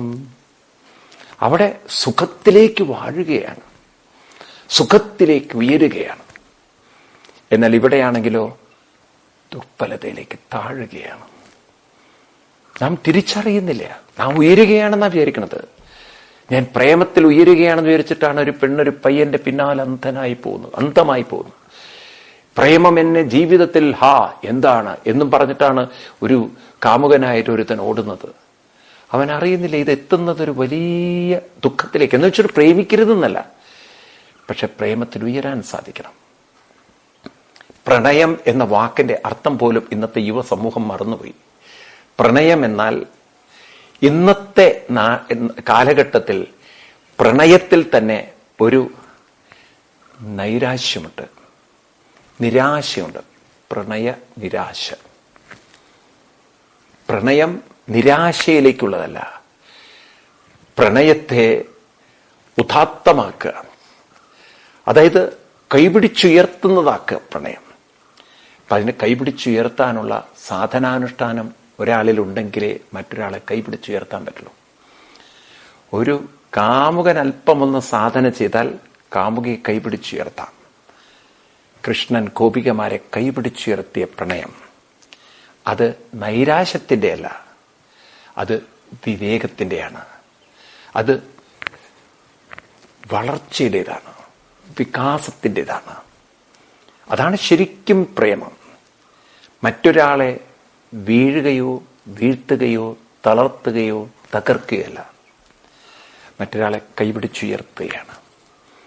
ഗോപികമാരുമായിട്ടുള്ള കൃഷ്ണന്റെ പ്രണയം, ഗോപികമാര് തന്നെ പറയുന്നുണ്ട് കൃഷ്ണനോട്, കൃഷ്ണ, അങ്ങയുടെ കൂടെ ചേർന്നപ്പോൾ സുരതവർത്തനം ശോകനാശനം സുരിതവേണുനാ സുഷ്ടുചുംബിതം ഇതരരാഗ വിസ്മാരണം. അത്രയും പറഞ്ഞു നിർത്തുകയാണ് ഞാൻ. ഇതര രാഗവിസ്മാരണം എന്താണ് ആ പറഞ്ഞതിന്റെ അർത്ഥം? ഞങ്ങളെ വേദനിപ്പിക്കുന്ന വിഷമിപ്പിക്കുന്ന രാഗം എന്ന് പറഞ്ഞാൽ ചിന്തകളിൽ നിന്ന് വിസ്മാരണം, ഞങ്ങൾക്ക് വിസ്മരിക്കാൻ പറ്റുന്നു, അതുകൊണ്ട് ദുഃഖം നശിപ്പിക്കാൻ പറ്റും. ഇതര രാഗ വിസ്മാരണം സുരിതവേണുന സുഷ്ടുചുംബിതം. അങ്ങയുടെ വേണുകൊണ്ട് അങ്ങ് ചുംബിച്ചുകൊണ്ട് അതിലൂടെ വരുന്ന അങ്ങയുടെ ആ നിത്യസുന്ദര ഗാനം ഞങ്ങളുടെ മനസ്സിൽ പതിയുമ്പോൾ ഞങ്ങളങ്ങനെ പ്രേമത്തിന്റെ ഇന്നത്തെ ഒരു ലാലസതയിൽ, പ്രേമലോലതയിൽ തളരുകയല്ല, ഞങ്ങൾ പ്രേമത്തിന്റെ ആ ശക്തിയിൽ ഉണരുകയാണ്, ഉയരുകയാണ്. അവിടെ കൃഷ്ണനുമൊത്തുള്ള ഗോപികമാരുടെ, രാധയുടെയൊക്കെ പ്രേമം അതിദിവ്യമായി തീർന്നതിന്റെ കാരണം അവർ പ്രേമത്തിൽ, പ്രണയത്തിൽ വളർന്നു. അതെങ്ങനെ സാധിച്ചു എന്ന് വെച്ച് കഴിഞ്ഞാൽ, ഒരു ഉയരാൻ പരിശീലിക്കുന്ന ഒരാൾക്കേ മറ്റൊരാളെ ഉയർത്താൻ പറ്റുള്ളൂ. അല്ലെങ്കിൽ അത് വെറും ശാരീരിക തലത്തുള്ള പ്രണയം മാത്രമാണ്. ഉയരുന്ന മനസ്സിനെ മറ്റൊരു മനസ്സിനെ ഉണർത്താൻ പറ്റുള്ളൂ. ദുർബലമായ മനസ്സ് മറ്റൊരു മനസ്സിനെ ദുർബലമാക്കും. ഞണ്ടിനെ വലിച്ചിടും എന്ന് പറയാറില്ലേ? എന്നാലൊരു കുരങ്ങൻ അതിന്റെ കുഞ്ഞിനെ വലിച്ച് മരത്തിലേക്ക് കയറ്റും. കാരണം മരത്തിന്റെ കൊമ്പിലിരിക്കുന്ന കുരങ്ങനെ താഴെ വന്ന് അതിന് കയറാൻ പറ്റും. ഒരു ഞണ്ടിന് എപ്പോഴും കയറാൻ പറ്റില്ല. നിങ്ങൾ കണ്ടിട്ടുണ്ടോ ഞണ്ട് മരത്തിന്റെ മുകളിൽ കയറുന്നു? അത് താഴെ നിൽക്കുള്ളൂ. അപ്പൊ നമുക്കൊരു ഞണ്ടിനെ പോലെ താഴെ നിന്ന് താഴ്ത്താൻ സാധിക്കും, അതല്ല ഉയർത്താനും സാധിക്കും. കാരണം മനുഷ്യന് ബുദ്ധിയുണ്ട്, വിവേകമുണ്ട്, മനുഷ്യന്റെ ബോധമണ്ഡലം വികസിച്ചതാണ്. പക്ഷെ അത് വികസിപ്പിക്കാതിരുന്നാൽ നമുക്ക് സ്വയം ദുർബലരായി ജീവിക്കാം. അപ്പം ബോധത്തെ വികസിപ്പിക്കാൻ, ബോധത്തെ ഏകാഗ്രമാക്കാൻ, ബോധത്തെ ശക്തിപ്പെടുത്താനാണ് ഞാൻ സാധന ചെയ്യുന്നത്. അങ്ങനെ സാധന ചെയ്യുന്ന ആളുകൾക്ക് കാലേനാത്മനി വിന്തതി. കാലേന എന്ന് പറഞ്ഞാൽ നമ്മുടെ കാലം എന്നുള്ള അർത്ഥത്തിലല്ല, കാലം കൊണ്ട് ആത്മനി വിന്തതി. അവർക്ക് ആത്മനി തന്റെ ബോധത്തെയാണ് ഇവിടെ ആത്മനി എന്ന് വിളിക്കുന്നത്. ആ ബോധശക്തിയെ വിന്തതി കൈവരിക്കാൻ പറ്റും. എന്ന് പറഞ്ഞാൽ എന്താണ്? നിരന്തരമായ പ്രാക്ടീസ് കൊണ്ട് അവരുടെ ബോധമണ്ഡലത്തെ അവർക്ക് വികസിപ്പിച്ചെടുക്കാൻ, ഉണർത്താൻ, ഉയർത്താൻ സാധിക്കും. അപ്പൊ ബോധശക്തി ഉണർത്താനും ഉയർത്താനും സാധിക്കുന്നിടത്താണ് നമ്മുടെ ശ്രദ്ധയെ നമ്മൾ നല്ല ചിന്തകളിലേക്ക്, സാധനകളിലേക്ക് തിരിച്ചുവിടുന്നിടത്താണ് നമ്മളെ അലട്ടുന്ന വിഷമവേദനകളിൽ നിന്നൊക്കെ നമുക്ക് ശ്രദ്ധ മാറ്റുവാനുള്ള കഴിവ് കിട്ടുന്നത്. അതോടുകൂടി ദുഃഖത്തെ മറികടക്കാം. ദുഃഖം ആർക്കാണുള്ളത് ചോദിച്ചു കഴിഞ്ഞാൽ, തന്റെ ബോധത്തെ നല്ല ചിന്തകളിലേക്ക് തിരിച്ചുവിട്ട് അതിലുറപ്പിച്ചു നിർത്താൻ കഴിവില്ലാത്തവർക്ക്. എന്തേ കഴിവില്ലാതെ പോയത്? അങ്ങനെയൊന്നും പ്രാക്ടീസ് ചെയ്യാത്തതുകൊണ്ട്. എന്തേ പ്രാക്ടീസ് ചെയ്യാത്തത്? പ്രാക്ടീസ് ചെയ്യാത്തത് ഈ ഗീതയൊന്നും പഠിക്കാനുള്ള യോഗം ഉണ്ടായിട്ടില്ല. ഇതൊക്കെ ഒന്ന് പഠിച്ചിരുന്നെങ്കിൽ, അല്ലെങ്കിൽ ആരുടെ നിന്ന് കേട്ടിരുന്നെങ്കിൽ, മനസ്സിലാക്കിയിരുന്നെങ്കിൽ, ഒരു ക്ഷേത്രത്തിൽ പോകുമ്പോൾ അവർക്ക് മനസ്സിലാവും വെറുതെ തൊഴുതു പോകാനുള്ളതല്ല. തിക്കും തിരക്കും കൂട്ടി കൈകൊണ്ട് അങ്ങോട്ടടിച്ച് ഇങ്ങോട്ടടിച്ച് അവസാനം പായസവും വാങ്ങിച്ച് ചന്ദനക്കൂടിയിട്ട് പോകാനുള്ളതല്ല ക്ഷേത്രം. യോഗ സംസിദ്ധി, ബോധയോഗ സംസിദ്ധി, ഈ വാക്ക് മറക്കരുത് നിങ്ങൾ. യോഗ സംസിദ്ധി നിങ്ങളുടെ മനസ്സിനെ, ബോധത്തെ നിങ്ങൾ ചൊല്ലുന്നതിലേക്ക് കൊണ്ടുവന്ന്, സ്മരിക്കുന്നതിലേക്ക് കൊണ്ടുവന്ന് കുറച്ചു നേരം അതിലങ്ങനെ ഏകാഗ്രമാക്കി, അതിലർപ്പിച്ച്, അതിൽ ലയിപ്പിച്ച്, അതിൽ മുഴുകി ആഴണം വാഴണം. നേരത്തെ പറഞ്ഞ നാരായണ ഗുരുദേവന്റെ വരികൾ അങ്ങനെ അതിലേക്ക് കൊണ്ടുവന്ന് ആ മനസ്സിനെ പാകപ്പെടുത്തുമ്പോൾ നിങ്ങളറിയാതെ ഈ മൊമെന്റം, ഈ സാധന, ഈ പ്രക്രിയ, നിരന്തരമായ പ്രക്രിയ, ഐൻസ്റ്റീന്റെ ഭാഷയിൽ പറഞ്ഞു കഴിഞ്ഞാൽ ദിസ് പ്രോസസ്, എവല്യൂഷൻ പ്രോസസ്, ഈ ട്രാൻസ്ഫോർമേഷൻ പ്രോസസ് അവസാനം ഒരു യൂണിവേഴ്സിനെ ഡെവലപ്പ് ചെയ്യും എന്ന് ഐൻസ്റ്റീൻ പറയുന്ന പോലെ നമ്മുടെ ഉള്ളിൽ ബോധമണ്ഡലത്തിലും ഒരു ശക്തി വികസിപ്പിക്കും. അപ്പൊ നമുക്കിവിടെ ശക്തി വികസിപ്പിക്കാൻ സാധിക്കും. കാലേന ആത്മനിവിന്ദതി. ഒരു തരത്തിലും നമ്മൾ ദുഃഖിച്ചിരിക്കേണ്ടതില്ല. പക്ഷെ കൃഷ്ണൻ ഒരിക്കലും പറഞ്ഞില്ല പെട്ടെന്ന് കിട്ടുന്നു. അതാണ് നമുക്കൊക്കെ ഉള്ള ഒരു വിചാരം. അമ്പലത്തിൽ പോയാൽ അപ്പം തന്നെ ദൈവമേ ഞാനിതാ ഒരു 10 രൂപ വഴിപാട് ചെയ്തു എന്റെ കാര്യങ്ങളൊക്കെ നടത്തി തരണം. നടക്കുന്ന കാര്യമില്ല. ശബരിമലയിൽ പോയി 2-3 മണിക്കൂർ ക്യൂ നിന്ന് അയ്യപ്പനെ അങ്ങോട്ട് തൊഴുത് നെയ്യഭിഷേകം ചെയ്ത് വീട്ടിലെത്തുമ്പോഴേക്കും ഒക്കെ അയ്യപ്പൻ അങ്ങോട്ട് തരും എന്ന് വിചാരിക്കരുത്. ആ അന്ധവിശ്വാസമാണ് ഒട്ടനവധി ഹിന്ദുക്കൾക്കും നന്നാവാൻ അനുവദിക്കാത്തത്. കാരണം ദൈവത്തിന് വിട്ടുകൊടുക്കുകയാണ്. ദൈവമല്ല ചെയ്യേണ്ടത്. ആ ചിന്തയിൽ നിന്നേ നിങ്ങൾ വിടൂ. ദൈവിക ശക്തി കൊണ്ടാണ് നേടേണ്ടത്. ബോധമാണ് ദൈവിക ശക്തി. നിങ്ങൾ അയ്യപ്പനെ കാണുമ്പോഴും ഗുരുവായൂരപ്പനെ കാണുമ്പോഴും പ്രാർത്ഥിക്കുന്നത് എന്തുകൊണ്ടാണ്? ആ ഗുരുവായൂരപ്പൻ കേൾക്കുന്നു വിചാരിച്ചിട്ടല്ലേ? അല്ലെങ്കിൽ ചോറ്റാനിക്കര അമ്മ, ഏത് അമ്മയാവട്ടെ, ഏത് ദേവിയാവട്ടെ, ദേവനാവട്ടെ, നിങ്ങൾ അവിടെ ചെന്ന് തൊഴുത് പ്രാർത്ഥിക്കുമ്പോൾ നിങ്ങൾക്ക് ഉറപ്പാണ് ആ ദേവനോ ദേവിയോ കേൾക്കുന്നുണ്ട്. ആ കേൾക്കാൻ അവർക്ക് ബോധമുള്ളത് കൊണ്ടല്ലേ. നമ്മൾ സങ്കല്പിക്കുകയാണ് ആ വിഗ്രഹത്തിൽ ബോധമുള്ളൊരു ദൈവം ഉണ്ടെന്ന്. അതങ്ങനെ ഇരിക്കട്ടെ. പക്ഷെ ബോധം എന്നുള്ള വാക്കോടരുത്. പ്രാർത്ഥിക്കുന്ന നിങ്ങൾക്കും ബോധമില്ലേ? ഇപ്പൊ പ്രാർത്ഥിക്കുന്ന നിങ്ങൾക്കും പ്രാർത്ഥന കേൾക്കുന്ന ദൈവത്തിനും ഉള്ളത് ബോധം തന്നെയാണ്. ഒരു ബോധമുള്ള ശക്തി അല്ലാതെയാണ് നിങ്ങൾ ഒരു വിഗ്രഹത്തെ, കല്ലിനെ കാണുന്നതെങ്കിൽ നിങ്ങൾക്ക് പ്രാർത്ഥിക്കാൻ പറ്റുമോ? നിങ്ങൾ റോഡ് സൈഡിൽ എത്രയോ കല്ലുകളുണ്ട്, നിങ്ങൾ നിൽക്കാറുണ്ടോ? പ്രാർത്ഥിക്കാറുണ്ടോ? കാരണം നിങ്ങൾക്കറിയാം അതിൽ ചൈതന്യമില്ല. എന്താ ഈ ചൈതന്യം എന്ന് പറയാൻ അർത്ഥം? ബോധം തന്നെയല്ലേ. പ്രാർത്ഥന അല്ലെങ്കിൽ നമ്മൾ ബോധമില്ലാത്തൊരു ചൈതന്യമാണെങ്കിൽ അവിടെ പോയി ആരെയും പ്രാർത്ഥിക്കൂ. കാരണം അവരാ പ്രാർത്ഥിക്കുന്ന സമയത്ത് അവർക്ക് ഉറപ്പുണ്ട് ദൈവം കേൾക്കുന്നുണ്ടെന്ന്. ഇപ്രകാരം നാം ബോധമാണ് ഈശ്വരീയമായ ശക്തി എന്ന് മനസ്സിലാക്കിയാൽ ആ വിഗ്രഹത്തെ വിഗ്രഹമാക്കി നിർത്തുന്നതും ബോധശക്തിയാണ്, എന്നെ ഞാനാക്കി നിർത്തുന്നതും ബോധശക്തിയാണ്. കാരണം ബോധത്തിലൂടെ മാത്രമേ എനിക്ക് പറയാനും പറ്റുള്ളൂ, ബോധത്തിലൂടെ മാത്രമേ ദൈവത്തിനെ കേൾക്കാനും പറ്റുള്ളൂ. രണ്ടു കൂട്ടർക്കും ബോധം വേണം. അപ്പൊ ബോധമാണ് ദൈവീകമായ ശക്തി. ആ ശക്തിയെ ഇവിടെ വെച്ച് നിരന്തര പരിശീലനത്തിലൂടെ എനിക്ക് വികസിപ്പിക്കാൻ, ശക്തിപ്പെടുത്താൻ, ഏകാഗ്രമാക്കാൻ സാധിക്കുമ്പോൾ എൻ്റെ ജീവിതത്തിലെ സകല ദുഃഖ ദുരിതങ്ങളിൽ നിന്നും ഞാൻ മുക്തനാണ്. എനിക്ക് മുക്തനാവാൻ പറ്റും. അപ്പൊ നാം ഓരോരുത്തരും ഇതങ്ങോട്ട് മനസ്സിലാക്കി ആത്മാർത്ഥതയോടെ അർപ്പണത്തോടു കൂടിയിട്ട് നാം നമ്മുടെ സാധനാനുഷ്ഠാനങ്ങളിൽ അങ്ങനെ മുഴുകി തീരുകയാണെങ്കിൽ എവിടെയാണ് ദുഃഖം? നമ്മുടെ ഉപനിഷത്തിൽ പറയും, ആർക്കാണ് പിന്നെ ദുഃഖം? യസ്മിൻ സർവാണി ഭൂതാനി. ആരാണോ ഈ സർവഭൂതങ്ങളിലും ഈ പരമാത്മശക്തിയെ കാണുക, തത്രക്കോ മോഹക ശോക. ആർക്കാണ് പിന്നെ ശോകമുള്ളത്? കാരണം നിങ്ങളുടെ മനസ്സ് നിങ്ങൾ പുറത്തു കൊണ്ടുവന്നു. നിങ്ങളുടെ ബോധത്തെ നിങ്ങൾ നല്ല ചിന്തയിലേക്ക് ഫോക്കസ് ചെയ്യപ്പെട്ടു. അതോടുകൂടി നിങ്ങളുടെ മാനസികമായ ദൗർബല്യങ്ങൾ ക്രമേണ ഇല്ലാതെ. അപ്പൊ മനസ്സിന്റെ ശക്തി കൂടുന്നു, മനസ്സിന്റെ സന്തോഷം കൂടുന്നു. ശക്തിയുള്ള മനസ്സിലെ സന്തോഷമുള്ളൂ, ശക്തിയുള്ള മനസ്സിലെ യഥാർത്ഥ സുഖമുള്ളൂ. അശാന്തസ്യ കുതസുഖം 1000 തവണ ഞാൻ ആവർത്തിക്കുന്നുണ്ട്. ഗീതയിലെ 2-ാം അധ്യായത്തിൽ കൃഷ്ണൻ പറയുന്നു. അപ്പൊ അതുകൊണ്ട് ഈ ശക്തി, ബോധശക്തി നമുക്ക് ഡെവലപ്പ് ചെയ്യണം. അതിൽ സംശയമില്ല. ഇപ്പൊ ബോധശക്തി ഉണർന്നാൽ ദുഃഖ നിവൃത്തി നേടി, സുഖവ്യാപ്തി കൂടി, ജീവിത വിജയത്തിനുള്ള ഏകാഗ്രത കൂടി. അങ്ങനെ പല നേട്ടങ്ങളും ഉയർച്ചകളും ഉന്നതികളും നേടിത്തരാൻ സാധനാനുഷ്ഠാനം കൊണ്ട് സാധിക്കുമെങ്കിൽ നമുക്ക് എന്തുകൊണ്ട് സാധന ചെയ്തുകൂടാ? നിരന്തരമായൊരു പ്രയാണം, അതിൻ്റെ ഒരു തീവ്രത കൂട്ടിയാൽ നമുക്ക് വിചാരിച്ചതിലപ്പുറം എളുപ്പത്തിൽ മാറ്റങ്ങൾ ഉണ്ടാക്കാൻ സാധിക്കും.